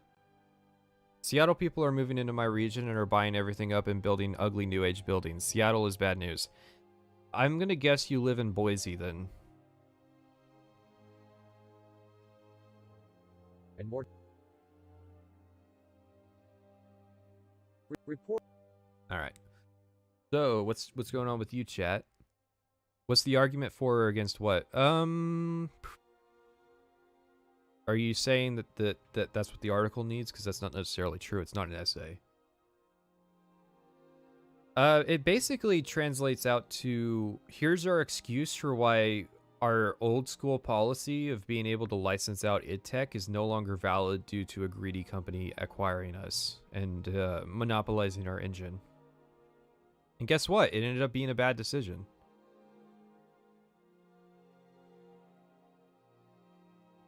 Even movies are being made with Unreal Engine now. Yeah, exactly.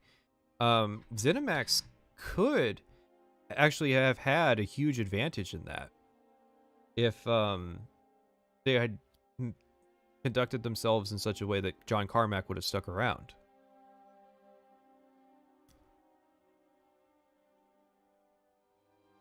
Am I a survivalist living in the Pacific Northwest? No, I had to leave.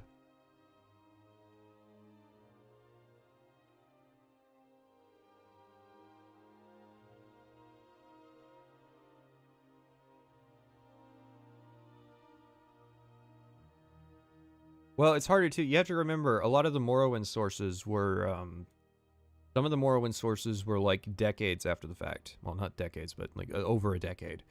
So it's like as time goes on, there will be people kind of shedding light. Like recently, where do I have that?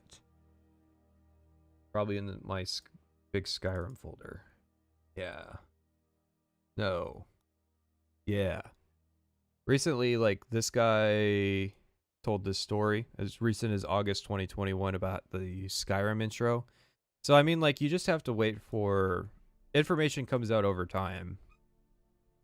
Like, if you actually read Morrowind's pre-release articles, they also did not share their hand in a lot of that stuff.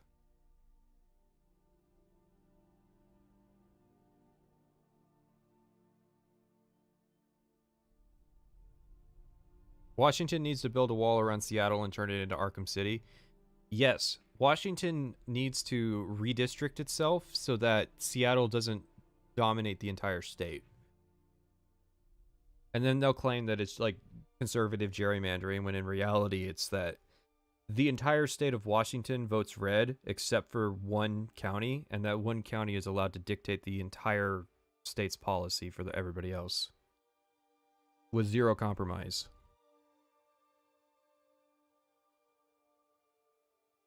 So, Elder Scrolls 5 a sequel to Oblivion. Get ready to return to Cyrodiil. Oh, that's embarrassing. Get ready to return to Cyrodiil? Okay, I gotta write that down, because that's just funny.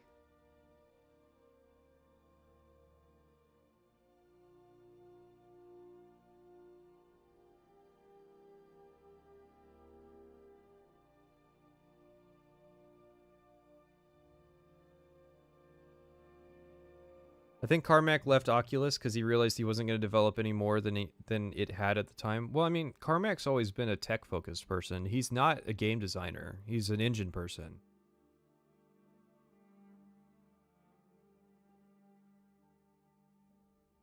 Land doesn't vote, people do. Yeah, but if you district things right, then one particular part of the state gets to decide for everything else. So it's just everybody shit out of luck that lives in literally anywhere else in Washington State. Because Washington State is not just Evergreen Country. There's Eastern Washington too, which I'm not from, but those guys are definitely not happy with Hell, they weren't happy with us in Western rural Washington. Maybe we can cede Seattle to like Canada, so it's like South Vancouver.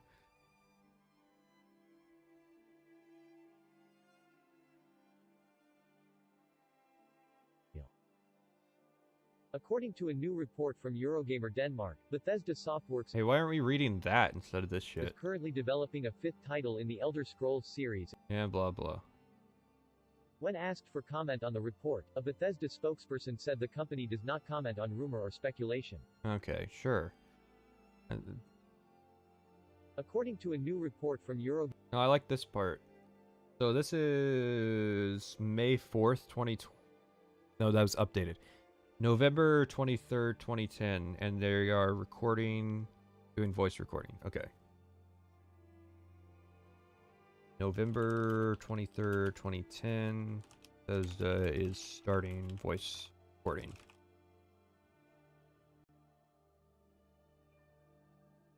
There aren't blue states, just blue cities, etc. Yeah, that's exactly my point.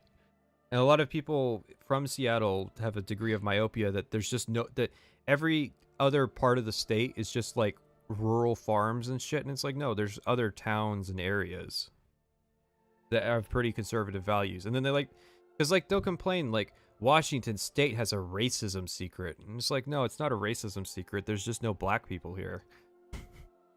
And there's historical reasons for that, and not tied to racism. It's just, you know, there weren't slaves south of Washington. So my issue with Todd, does he have anything he says in his game design beyond catering a mass appeal? I mean, he has some unique design philosophies, like as shit as it is, like his idea that players shouldn't make a choice in the beginning of the game that damns them for the rest of their playthrough. That is a unique design philosophy that is based on sort of a intellectual opinion. I disagree with it. A lot of people disagree with it, but it is something that he gets to claim as his.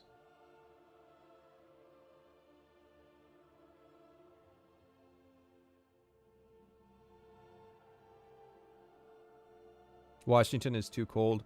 That's what struck me. I went back around the 4th of July and visited some family out there, and what struck me about it, because I live in the swamp now, is that because there's no humidity, it actually gets cold at night. And that was such a bizarre concept, because where I'm from during the summer, it's just hot all night because the humidity traps the heat in the air. And I forgot that you actually had to have a jacket at all times, even if it was a hot day, because it was going to get cold later.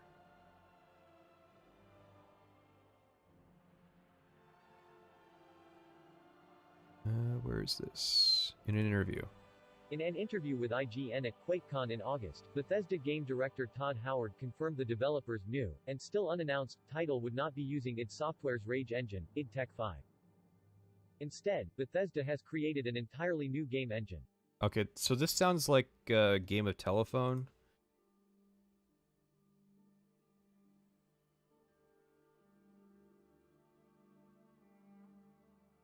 Because what, in the Jeff Keighley interview, which was, in fairness, a long time after this, he talked about how they revamped a bunch of systems, which, if you're a moron game journalist and you don't know anything about how games are made, you might assume means that they're using a new engine.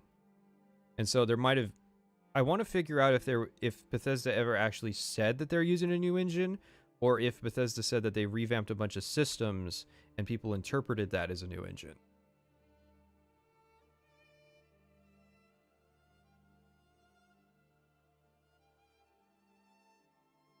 Well, okay. My basis for that is Todd Howard took over the Elder Scrolls series from Julian LeFay. Julian LeFay kind of had an idea that it should be simulated D&D, and so a lot of it's procedural generation, because the game serves the role of a dungeon master rather than a storyteller, which there's a distinction, because dungeon masters have to be dynamic, storytellers have a set story in mind. So Todd Howard disagreed. Todd Howard thought that the world should be handcrafted. And the basis for that, LeFay wasn't wrong. LeFay was early. I think today he would thrive.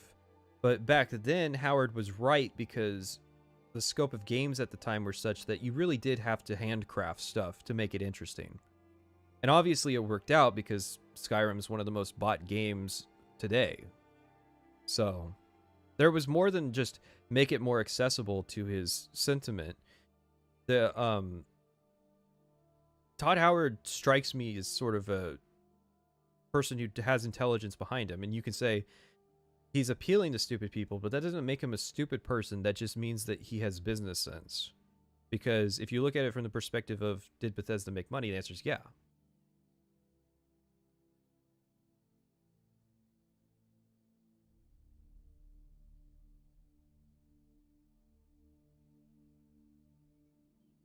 Bethesda also recently filed a trademark for an Oblivion movie. See, that's something I hadn't heard before.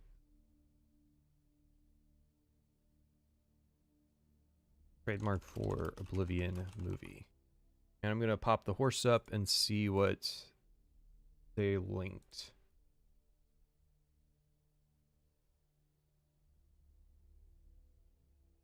And it just took me to the homepage of IGN. Awesome. So, who the fuck knows what this is about an Oblivion movie? Sounds like a bad idea to me, but, you know.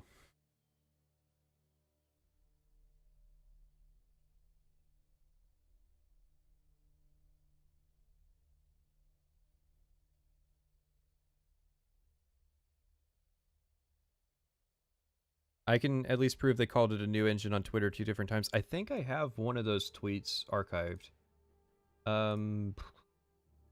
Alright, scratch that off the list. Twitter. Oh, yeah, it's the next fucking link on my list. Alright.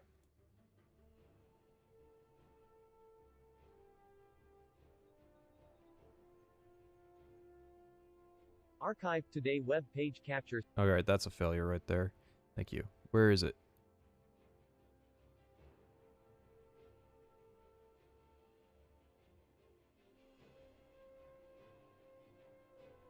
There she is. Seeing lots of speculation about #TESV game engine. It's brand new, and it's spectacular. And they said that. 9:37 he was about to say when they said that. a.m. the 12th of December 2010. Okay, so let's see. 12/10/2010.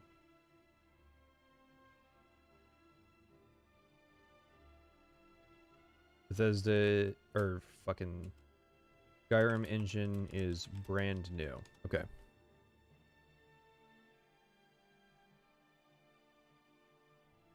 It might have got scraped after that Tom Cruise Oblivion movie. Well, that's what that time, does that match up in the timeline? I mean, they can still oh yeah.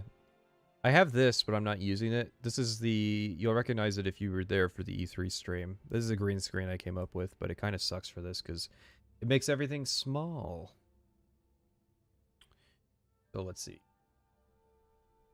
Oblivion movie was 2013. When did it start production? Production, development. Alright, here's the critical line.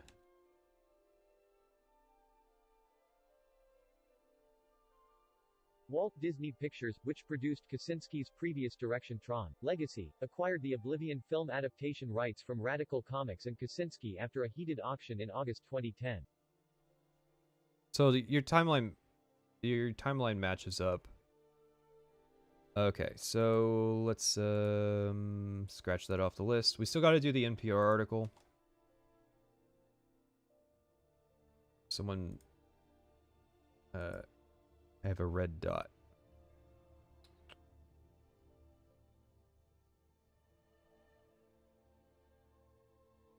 Okay, so I didn't see the second Twitter link, but I'll that's gonna have to be for next Monday. The guy lives rent-free in my wallet. Can't think he's dumb, Lamau. Yeah. I mean, that's basically it. Okay, so. Can we... God damn it. Fucking NPR. Making me actually change my crop. Right. 400. Oh no, that's not the reading browser. This is the YouTube browser. Fuck, I don't know if I want to change the crop on this because it's set to just show the YouTube thing. Oh, it's not too big an issue. Okay.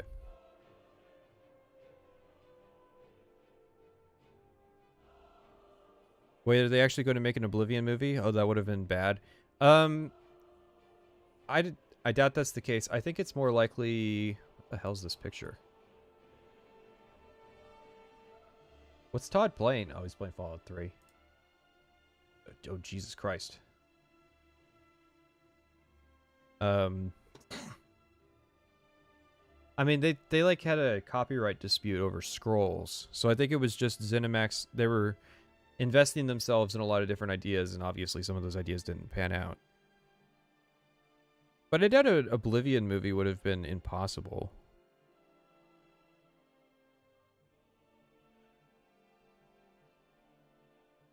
When play means pay, video game jobs on the rise. Download. Transcript. Todd Howard, the game director for Bethesda Softworks, plays Fallout 3 in his office. He says the casual culture is one of the attractions of a career in the video game industry. Oh man, that's a Imagine having a quote that that's really funny in modern day. What with crunch culture. boss who encourages you to play games during the workday. It's a reality for many people in the video game industry, including Todd Howard. At midday on a recent Friday, he was playing Fallout 3 in his office. When Howard, 39, first started at Bethesda Softworks in Rockville, Maryland, 15 years ago, his parents told him to have a backup plan. Now he's the company's game director. Howard oversaw the creation of Fallout 3, a popular coming-of-age video Daniel, game. I saw you skip that. Now he's the company's game director. Howard oversaw the creation of Fallout 3, a popular coming-of-age video game. Yeah, okay. Demonstrate. In fairness, Bethesda doesn't practice crunch. I think more people need to be made aware of that, or at least they used not to. I don't know if they do now. I don't imagine they do, because Howard's still in charge. It's the game to. Now, as for other ZeniMax-run companies, that's a whole different thing. Todd Howard doesn't have control over the way that ZeniMax treats their subsidiaries. He just has control over his studio, and he doesn't use crunch. A visitor on his Xbox 360, his avatar, a 10-year-old boy, is treated to a birthday party. A woman's voice chimes in and remarks, "He's growing up so fast." God damn, this is such a warped way to get the Fallout 3 intro. I like that Todd Howard was playing like the intro to Fallout 3 when like this guy came over. That's what the story is. The company, a division of ZeniMax Media, is also having a teenage growth spurt of its own. For our company, there are certain areas where we are hiring very aggressively because we are growing rapidly, Howard says. Father Elijah is a kind of an older school YouTuber. He was probably in the skeptic community based on the way that he conducts himself. God forbid I ever have to cover Fallout, because his is one of the videos that we would have to watch, and good God. I get that he doesn't like Oxhorn, but I don't know, there were a lot of issues with his video. Just because like a lot of it was like petty stuff, and it was like, you can summarize this a lot quicker. Just say that he's a pervert that has like all women settlements and that's kind of weird. Move on. The recession forced some game studios to close or make sizable layoffs. But ZeniMax nearly doubled in size during the past year, growing from about 250 employees to more than 400, in part owing to its acquisition of another video game company. You guys Finding a job in the You couldn't have specified who that would be? Video game industry is a dream come true for many people who grew up playing games on computers and consoles. And the field is swiftly expanding as people turn to mobile devices like the iPhone and social networking sites like Facebook for entertainment. Analysts and developers point to a common thread: the entire video game universe is maturing. Okay, hang on. I'm gonna stop Daniel right there, and we're just gonna kind of skim this.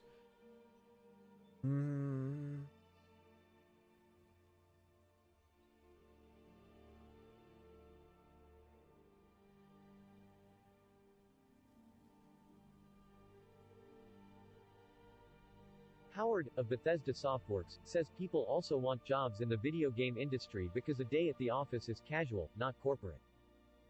Sometimes I equate it to an organized fraternity. Uh...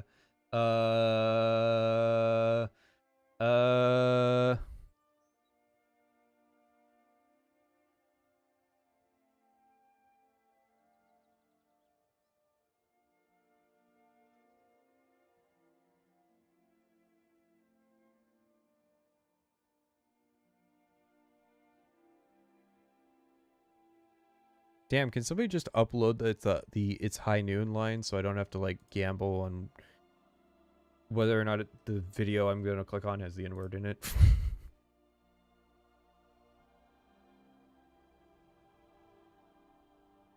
That's a sentiment that didn't age particularly well. Howard says, "We play games at lunch, we have a giant movie theater in the building, we have a pool table, and we have multiple video game setups. They also have their own chef. Oh, So employees that's kind of cool. effectively live at the office. Oh, that's not so cool. Can we back that up They here? also have their own chef. So employees effectively live at the office. It's an industry that values creative collaborations among artists, designers, and programmers." Nobody tell the person who asks why we posted a picture of McCree, why we did that. "The majority of jobs are full-time with benefits, and it's a fluid career with people moving across the country, or the world, to take on new projects. But recruiter Mary Margaret Walker says these patterns may change. I think we will see more consulting and more contracting and more virtual working." Oh boy, were you ever fucking right. Walker says. "That means video game development teams may no longer work and play in the same physical space." At the Bethesda Softworks headquarters, No, there's not really any crunch issues at Bethesda because Todd Howard had some really bad experiences with crunch in the past, and so he decided not to run his company that way. That was as of like 2018. Howard works near his team of nearly 100 developers. With an Xbox 360 controller in his hands, he says, "The greatest feeling in the world is making a game and then going to the store and seeing somebody buy it." Todd Howard has said that the greatest feeling is making a game and seeing someone buy it.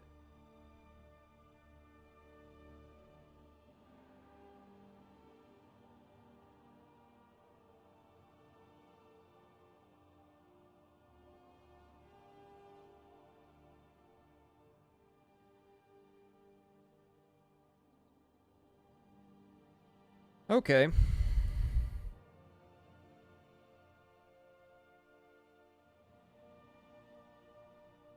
Who's McCree? Do I have a picture I can even show on YouTube of McCree? Seems like a...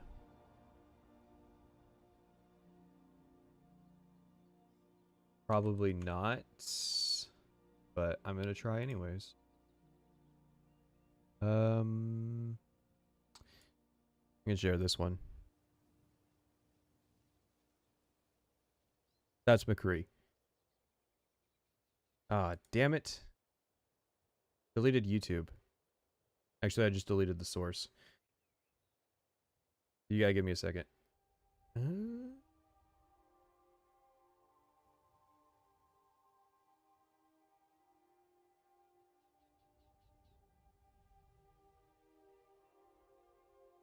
Yeah, kind of like that.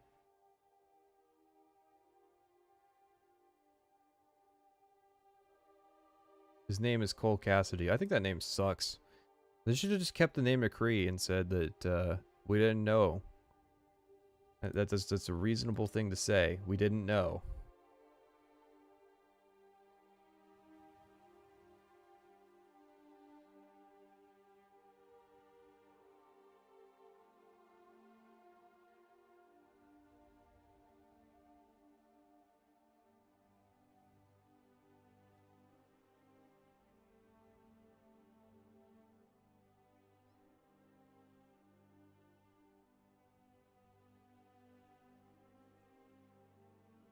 Alright, I'll have to fix it before we watch any YouTube videos, but I know that we're doing that tonight. Alright, back to it. What are we talking about? Nothing cool, it looks like. check. Everything's cool. 620 viewers. Yeah, I think the text-to-speech is killing people. It's very special. The journey from start to finish for a big console game can easily take about 3 years and cost more than $100 million. These high stakes, and new gaming platforms, are among the reasons smaller, independent companies are taking root to produce games for the future. Yeah, but who said that? Is that your opinion, Mr. Joshua Brockman? Alrighty.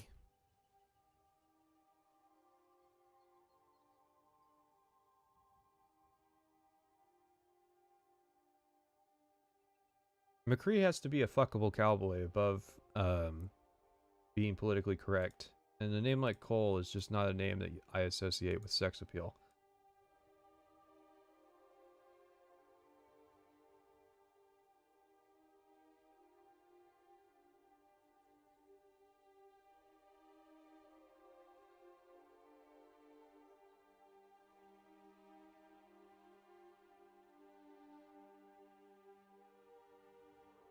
It's like that, except with more sex crimes involved. Alright, I won't say sex crimes, but sex issues.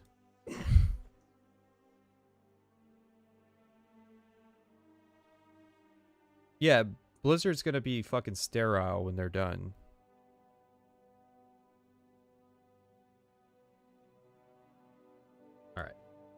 Take it away, Daniel. Nope. Archive today web page capture save. GameInformer. The Elder Scrolls V, Skyrim. Skyrim, Dragonborn DLC info leak. That's the wrong thing. God, who wrote this webpage? Skyrim. The technology. Okay, if you're blind, text-to-speech is one of the ways that you kind of have to consume this information. And if you don't format shit right, then what happens is the text-to-speech latches on to, like, all this shit on the sidebar first before the story, when the sidebar stuff should be after the story. Behind the Elder Scrolls V, Skyrim. The Xbox 360 launched in November 2005 with a handful of titles, but it wasn't until the Elder Scrolls 4, Oblivion released in the following March that gamers truly understood the power of next-generation consoles. Sure. The vast and impressively detailed open world of Oblivion won over critics and gamers alike with cutting-edge graphics, high dynamic range lighting. No, wasn't it just edgy shit? I mean, the thing of it is, I think a lot of people would probably have behaved the same way if they had to work for Activision Blizzard. Because that is not the kind of company you want to work for. Remember, this is a company that posted record profits and then shit-canned like 1,000 people. So it's like, if you feel like no matter how much hard you work, and how successful the product is, you could still lose your job, why wouldn't you just do edgy shit like post up a picture of Bill Cosby in a room? Like, fucking, what are they gonna do? Fire you? You're on dated, or you haven't limited time to work for the company anyways, given that they treat you like shit. And so, I mean, it just seems like a normal. Well, I mean, it's not normal. It shouldn't have happened, but putting the blame squarely on the developers involved is kind of shifting the focus off of the real root of the issue, which was how Activision Blizzard treats its employees. Stop being lazy and read yourself. No. Like, you really want me to read all this shit? Like, my voice is going, and I'm outsourcing the reading part to a fucking AI. Like, I gotta have a voice for the rest of the week. Because I got 3 more streams to do this week. And the innovative Radiant AI technology that endowed non-player characters with decision-making abilities and daily routines. Taken in combination, these technologies created a fantasy setting that felt more alive and vibrant than any role-playing. Let me move this along. In the 5 years since Bethesda last visited Tamriel, the studio honed its chops with the post-apocalyptic hit Fallout 3. That's true. Can we move this along? Alright. And talk about Creation Engine.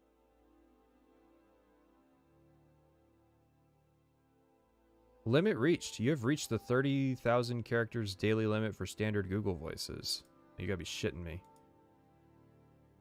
Why is every text-to-speech thing like this? Oh, sorry. Now we gotta play with RB and the Chief voices. There we go. Take it away. Though Skyrim's Nordic setting is a more rugged environment than the Renaissance Festival Oh, feel no. of Oblivion's. This isn't RB and the Chief voice. This is SCP announcement voice. Cyrodiil, the new setting isn't lacking in breathtaking views. To create a diverse country filled with steep mountain passes and dense forests, babbling brooks, and violent waterfalls, glacier coastlines and snowy tundras, Bethesda went back to the drawing board and rewrote every major system powering the gameplay experience.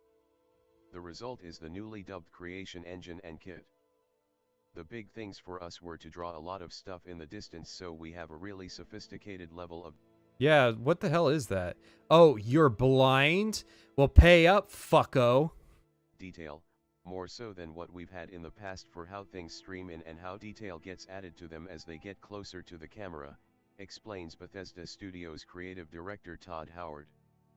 Draw distances are great for creating those postcard-worthy landscapes, but the player's eyes aren't always fixed on the horizon. To give the immediate surrounding a more believable look and feel, Bethesda increased the emphasis on the play between light and shadow on the entire world because our worlds are so big all of the lighting has to be dynamic, Howard says. That's something we had a little bit of in the past with shadowing, but not on everything. Now we have it on everything. It just makes the whole thing a lot more believable when you're there. I mean, A lot of the environments... The part that fucks me up is that it didn't even prompt me for hey, here's how you pay to unlock the full voice. Because, like, probably would have. They want a good text-to-speech. You gotta read this shit, and Microsoft David's not that great. What about Microsoft Mark? are dominated by the untamed wilderness, which look great thanks... Mark sounds the same.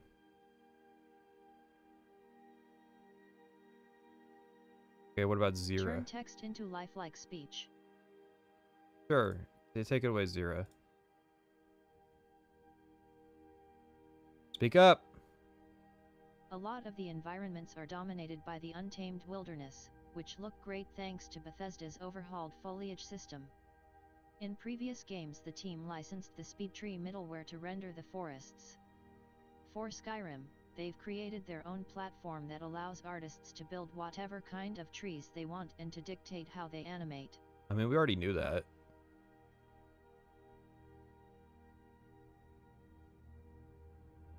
Artists can alter the weight of the branches to adjust how much they move in the... How would a blind person even figure out how to pay? Well, that's the issue. The text-to-speech can't read it. They hit their word limit.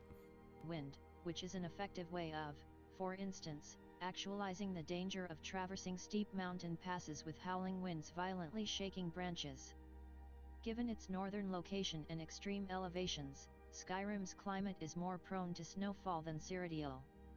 To create realistic precipitation effects, Bethesda originally tried to use shaders and adjust their opacity and rim lighting, but once the artists built the models and populated the world, the snow appeared to fall too evenly. So you just add more noise. Like, what the fuck? It fell too evenly. That's what snow does. Like, if a foot of snow falls, a foot of snow falls at the same point everywhere. The only reason there's more snow in one point or another is because, you know, it slides off a roof or off a tree branch or what have you. To work around this problem, Am I taking notes? The answer's no, because they haven't said anything. a new precipitation system that allows artists to define By the way, that's going to be a recurring thing, because there's a lot of people who don't say anything. how much snow will hit particular objects. The program scans the geography, then calculates where the snow should fall to make sure it accumulates properly on the trees, rocks, and bushes. Bethesda has another 10 months before Skyrim releases, but thanks to the creation engine, the world already looks much more stunning than its predecessors. The non-player characters also seem to be more intelligent thanks to alterations the team made to the Radiant AI technology. The Radiant AI technology introduced in Oblivion went a long way toward making the NPCs act in realistic ways. I will allow you a moment to spit take whatever you're drinking before we continue. Microsoft needs to intervene with 343 right now. The revisionists in that studio are changing the Halo games in the MCC rather than preserving the base games and just making additions.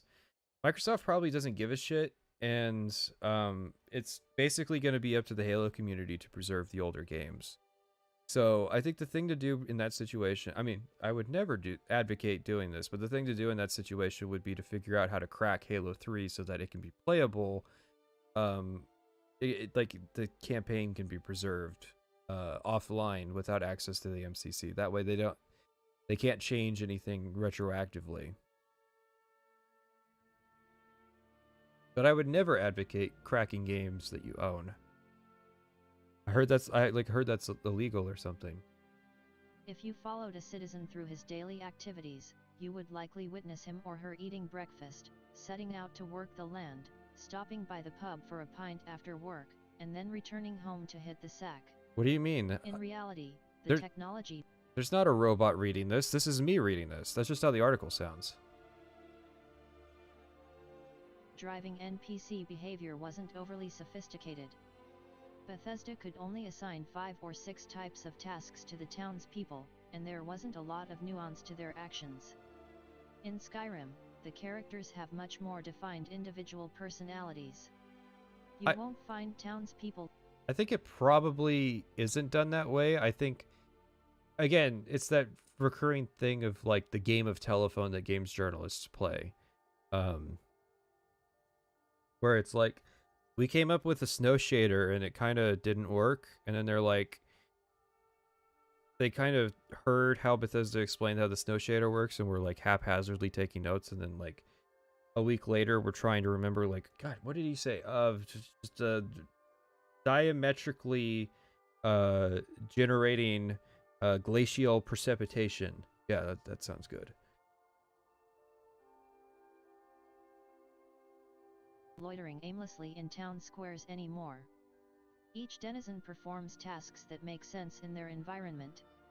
To impart the towns and cities with a greater sense of life, Bethesda has populated them with mills, farms, and mines that give the NPCs believable tasks to occupy their day.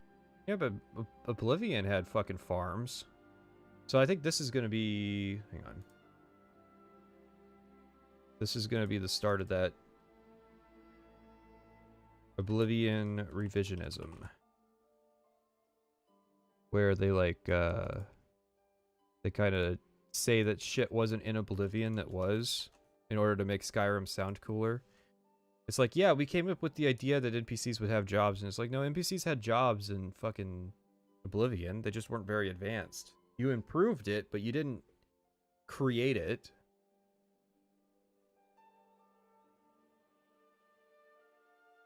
In the forest village we visited during the demo, most of the citizens were hard at work chopping wood, running logs through the mill, and carrying goods through the town. The improved radiant... That's not AI, that's animations. And Oblivion had that shit too. The farmers would like, they would plow fields and like sit at the counter and read books and like they would do that thing where they put their finger on their chin and they would look up and it would be really goofy. Like they had that shit, it just didn't look good. It just looks good now and now you're impressed.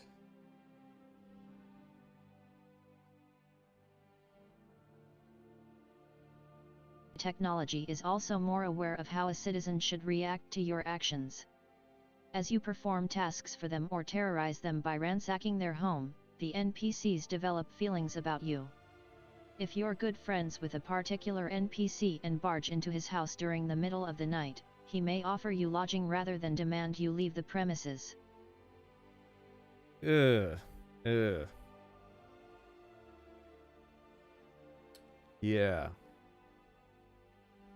Not quite how it works.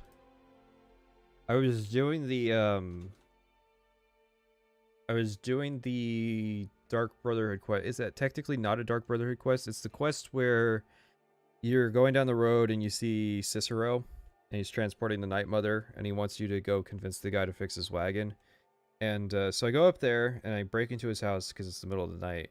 And I talk to the guy, and all the while his wife's going, "You need to leave. You need to leave. You need to leave." And then she pulls out a knife and like starts fucking trying to kill me.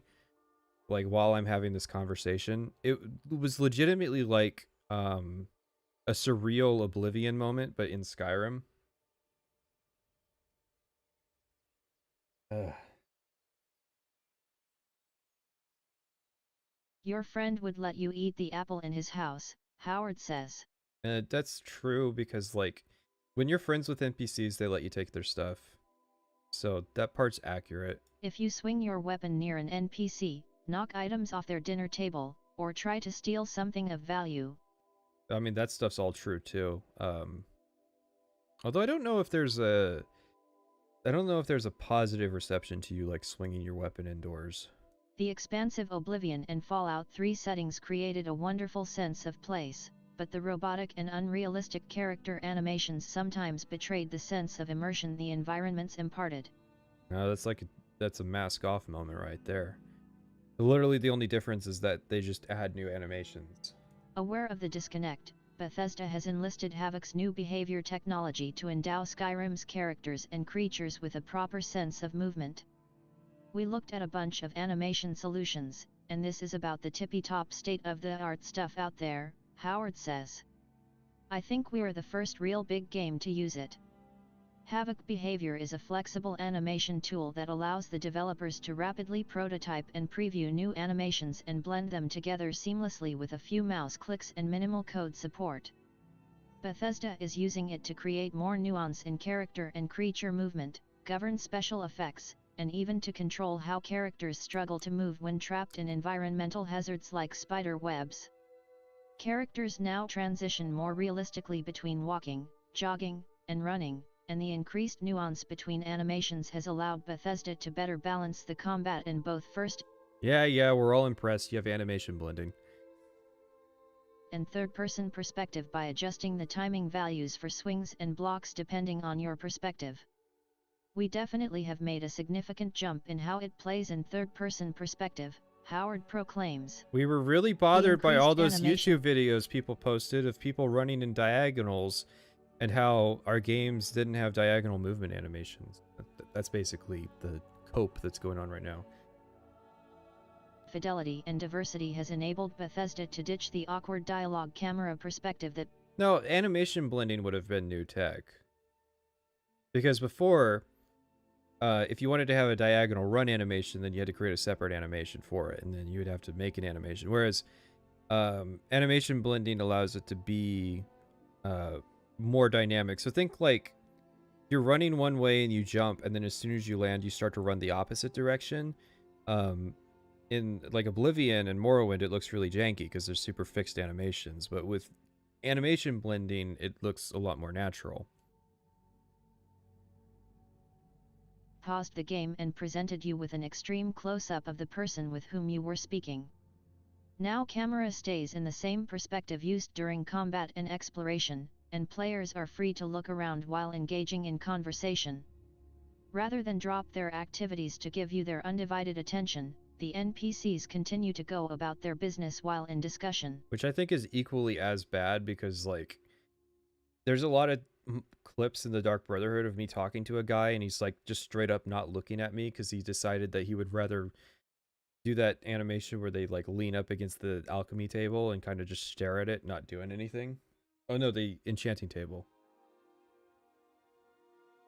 For instance, a barkeep may continue to clean cups while talking, and even move from behind the counter to a seat. A mill worker chopping wood may engage in conversation without turning away from his duties, only occasionally glancing toward you during the exchange. Perhaps the most impressive use of the behavior technology is how Bethesda is using it to create the dragon animations. Yeah, okay.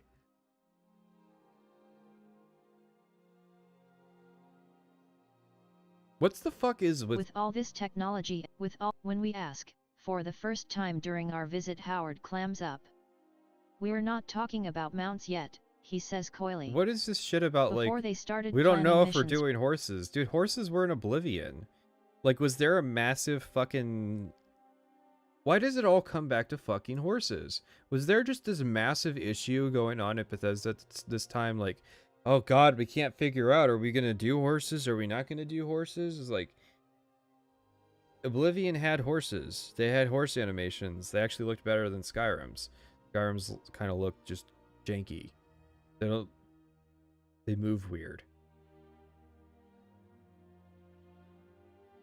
It's just like, what was this obsession with asking Bethesda, are there going to be horses in Skyrim? Like, who? That's your leading concern? For Skyrim, Howard and his team reflected on what they liked about their older projects. They kept returning to the randomized encounters in Fallout 3 and Daggerfall. To build off the success of those models and improve the experience so the random encounters feel less forced or arbitrary, Bethesda undertook the ambitious task of constructing a new story management system dubbed Radiant Story. Many quests are still completely governed by Bethesda, but the Radiant Story system helps randomize and relate the side quests to players to make the experience as dynamic and reactive as possible. Rather than inundate you with a string of unrelated and mundane tasks, it tailors missions based on who your character is, where you're at, what you've done in the past, and what you're currently doing. I'm just gonna write that down. Traditionally in an assassination quest. Shut the fuck up. God, Zero just keeps fucking talking in ways that Daniel didn't. Like, Daniel would stop when I told him to stop. Zera's like, she needs to be told twice that I want her to chill. Hope he sees the message since I forgot to put it in the super chat. What'd you say? Said, yoy. Made me want to play Morrowind and I did. Thanks. Oh. I'm glad for everybody who played Morrowind because of that video.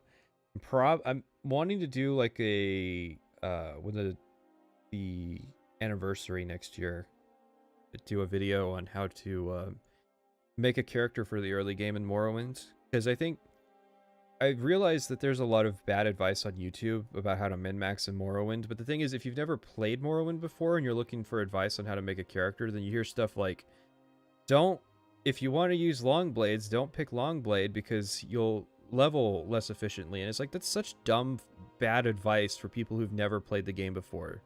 If you've never played Morrowind before, put long blade in your class and use long blades. That's the best way to experience the early game. We would pick someone of interest and have you assassinate them, Howard says. Now there is a template for an assassination mission and the game can conditionalize all the roles, where it happens, under what conditions does it take place, who wants someone assassinated, and who they want assassinated. Okay. Yeah, we just talked about this. Because I was talking about the Dark Brotherhood Radiant quests and how jilted they are. An NPC who previously... Here's how every Dark Brotherhood Radiant quest goes.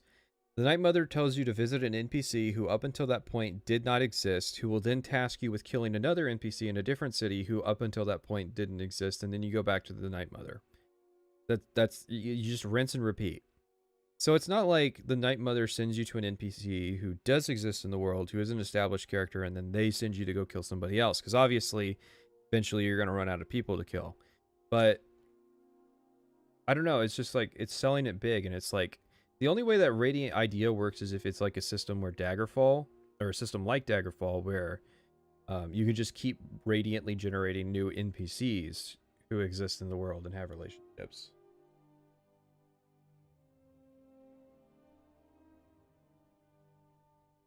All this can be generated based on where the character is, who he's met. They can conditionalize that someone who you've done a quest for before wants someone assassinated, and the target could be someone that's definitely bullshit with whom you've spent a lot of time before. The Radiant Story system also helps deal with untimely deaths. Predicting player behavior in an open world is tough, as many often stray from the main quests and get into trouble by murdering quest givers. That's bullshit. At least if you're basing it on Oblivion. In Skyrim, if you kill a shop owner who had a few quests to offer, if you spend the time to get to know him, his sister may take over the shop and offer the quest that was formerly ascribed to him. The quest logic automatically picks up with pre-recorded voice work because Bethesda already assigned her that contingency role. Tread lightly. I'm very curious if any semblance of this contingency role idea even still exists.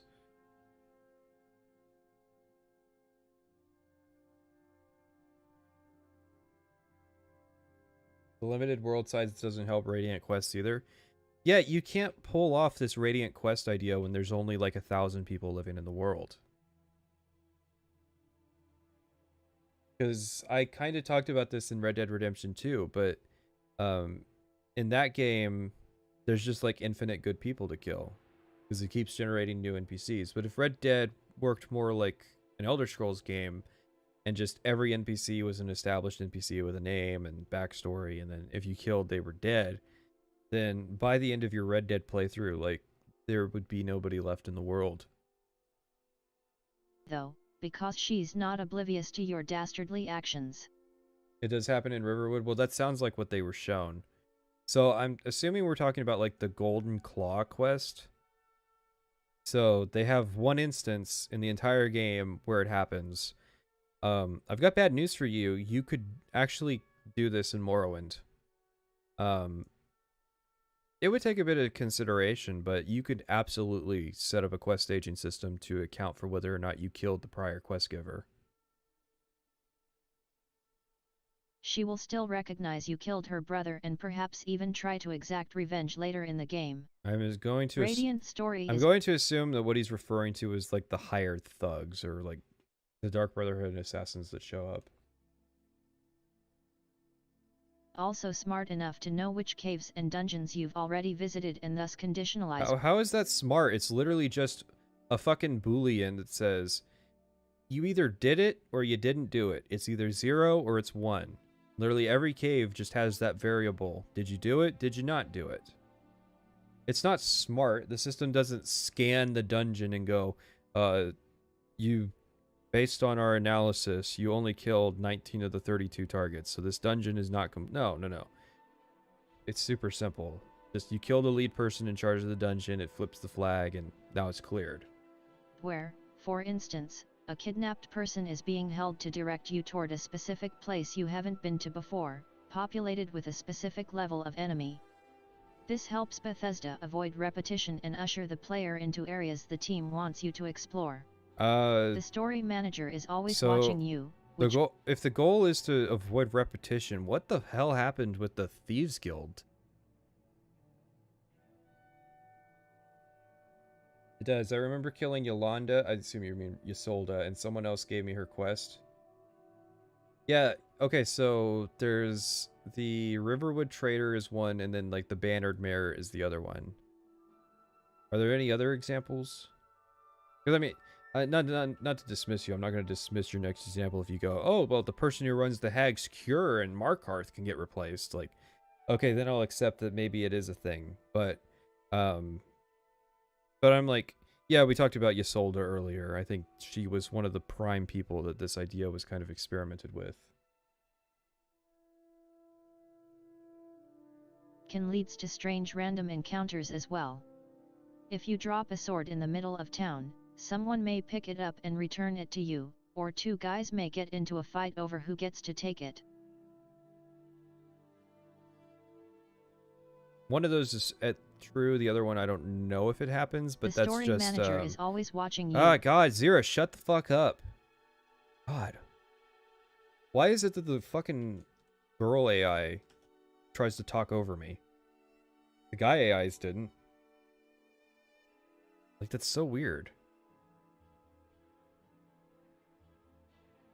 The fuck was I talking about? See, this is why we can't... Zira, this is why you can't talk over me. Because you're gonna make me lose my train of thought.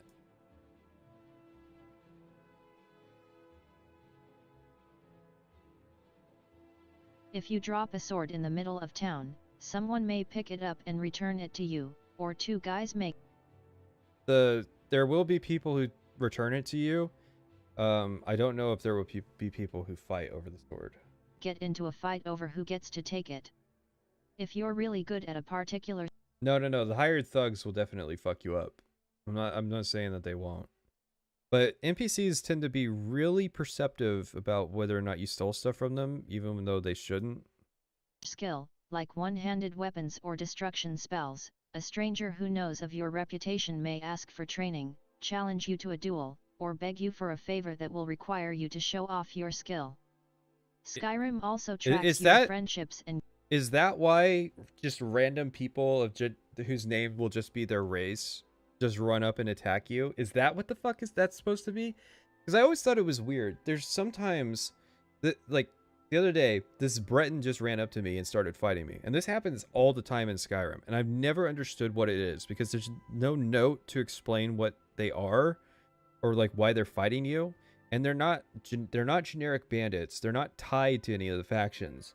It's just a guy named Breton wearing ebony armor and an ebony helmet and like leather boots, and he's using like an orcish war axe. Just like a randomly generated set of gear. Just runs up and fights you. Is that supposed to be what that is? That like they know of your reputation and they're challenging you to a duel?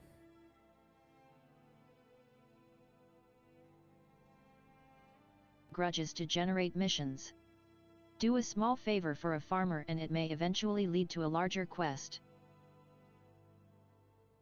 That sounds like bullshit to me. There are favors, but I don't think any of them lead to quests. Some NPCs will agree to be your companion. Yeah, that's true. Like Findel. Radiant Story doesn't limit these new missions to encounters in towns. Like in Fallout 3 and Red Dead Redemption, a lot of random events occur while you're exploring the wilderness as well. What part of that is unclear? The part where they just ran up and started attacking me. Like, it's one thing if you're gonna if like, okay, wow, you're an impressive person of legend, but I think I'm better than you. One would think that they would start with a conversation challenging you to the duel, and not just run up and fight you. There are a wide variety of these random encounters, says design director Bruce Nesmith.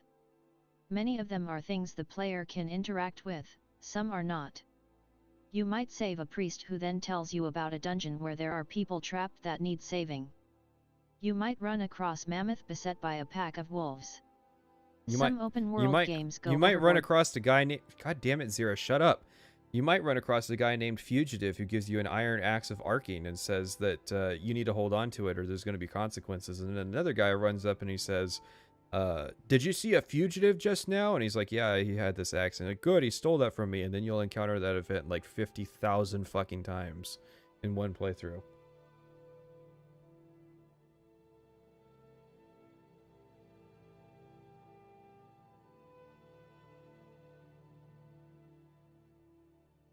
Well, the Dark Knight guy was the Dragonborn thing. He wasn't in vanilla. With these side activities and stray too far from the main storyline.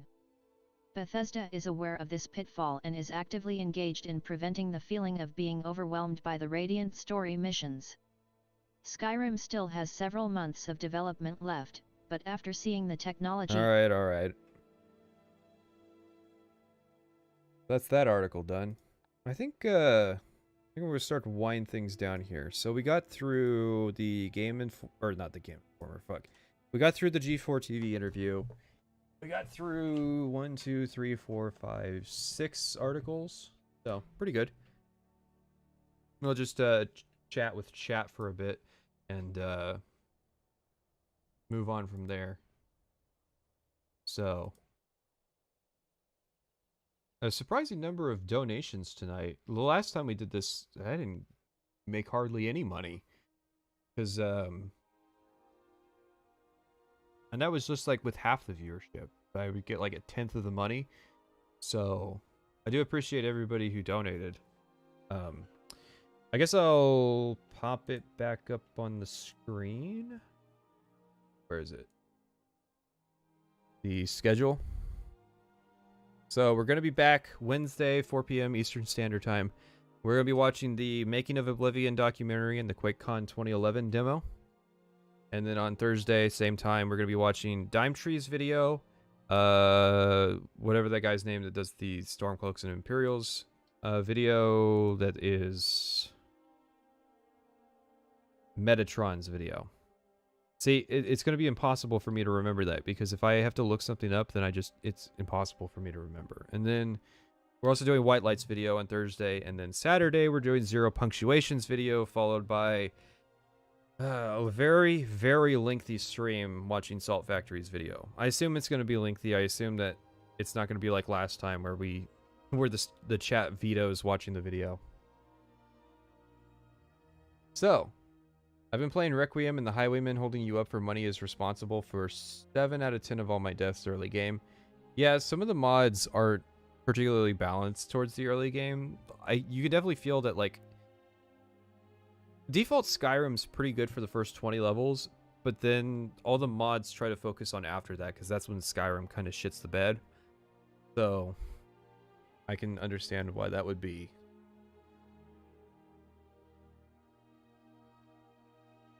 You weren't here for the last 4-ish hours. What did you miss?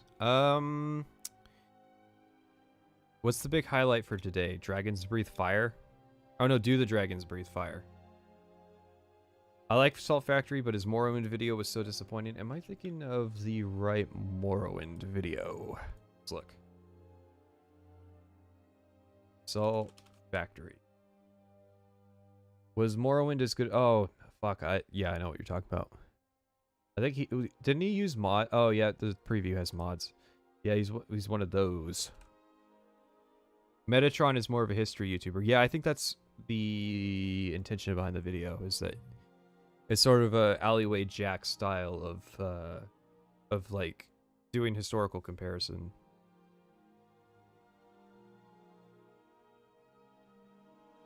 Am I going to publish this? So this will stay live until Wednesday, and then I'll be put in a playlist, so you can so you'll be able to watch it again later. Like, it's just like the Oblivion streams.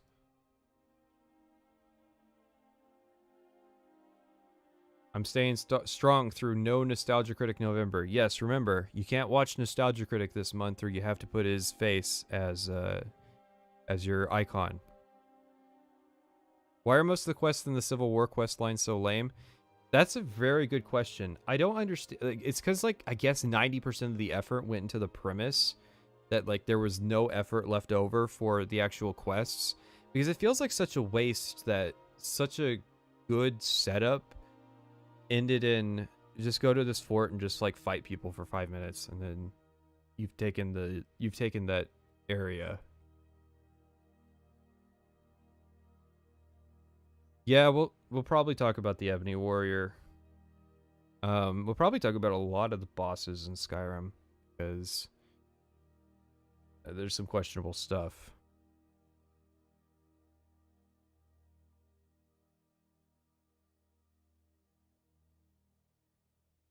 How many NPCs actually have perks? I think a lot of NPCs have perks. I think that they'll have like 5 or 6 perks is the deal. Most NPCs' damage is scaled off of like their level, which is based on the player's level.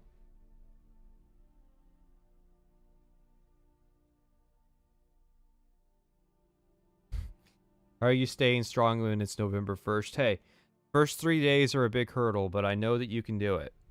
I know that you can not watch any Nostalgia Critic videos this November.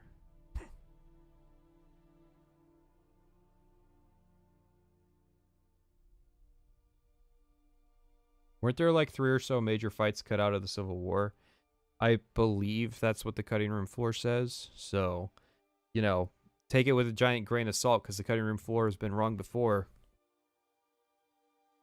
I asked those guys about that, and they basically said, I don't know, why don't you go check the data files if those voice files exist? And I'm like, what the fuck?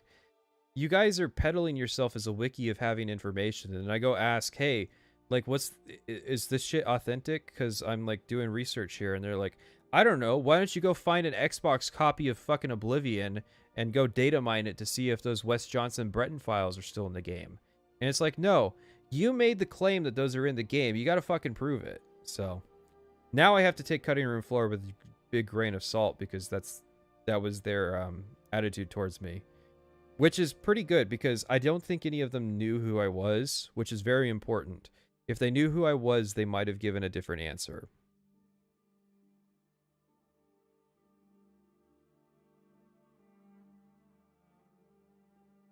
I'm sad I'm only going to be able to catch the weekend streams. Yeah, I get that. That's why we stream earlier on the weekends, because they're going to be longer streams. That's also why I take the day off or the day before and after off, because I'm not going to have a voice once I'm done with the Saturday streams. No, there's lots of mods for the Civil War. The question is, are they good? Yeah, you can still watch the Oblivion Works streams. You just have to remember that they're going to be a lot rougher than these streams, ideally, because ideally I've learned a few lessons about what to do and what not to do.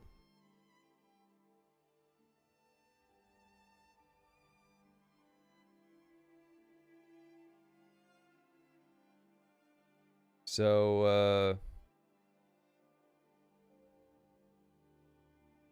I recommend all Lover's Lab mods. Very necessary for an authentic experience. It's true. How can you play Skyrim without big tits?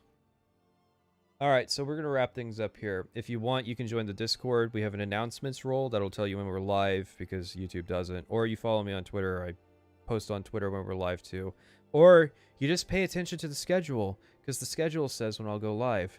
And I hated waiting all day to do the stream, but, you know, I gotta stream when people can watch, and this is the time. YouTube notifications are kind of shit. I'm sure a lot of people are turning them off because they don't want 35 notifications on their phone that every time I go streaming. So join the Discord, get the announcement roll, or you can join the Discord and post in the research channel if you find anything.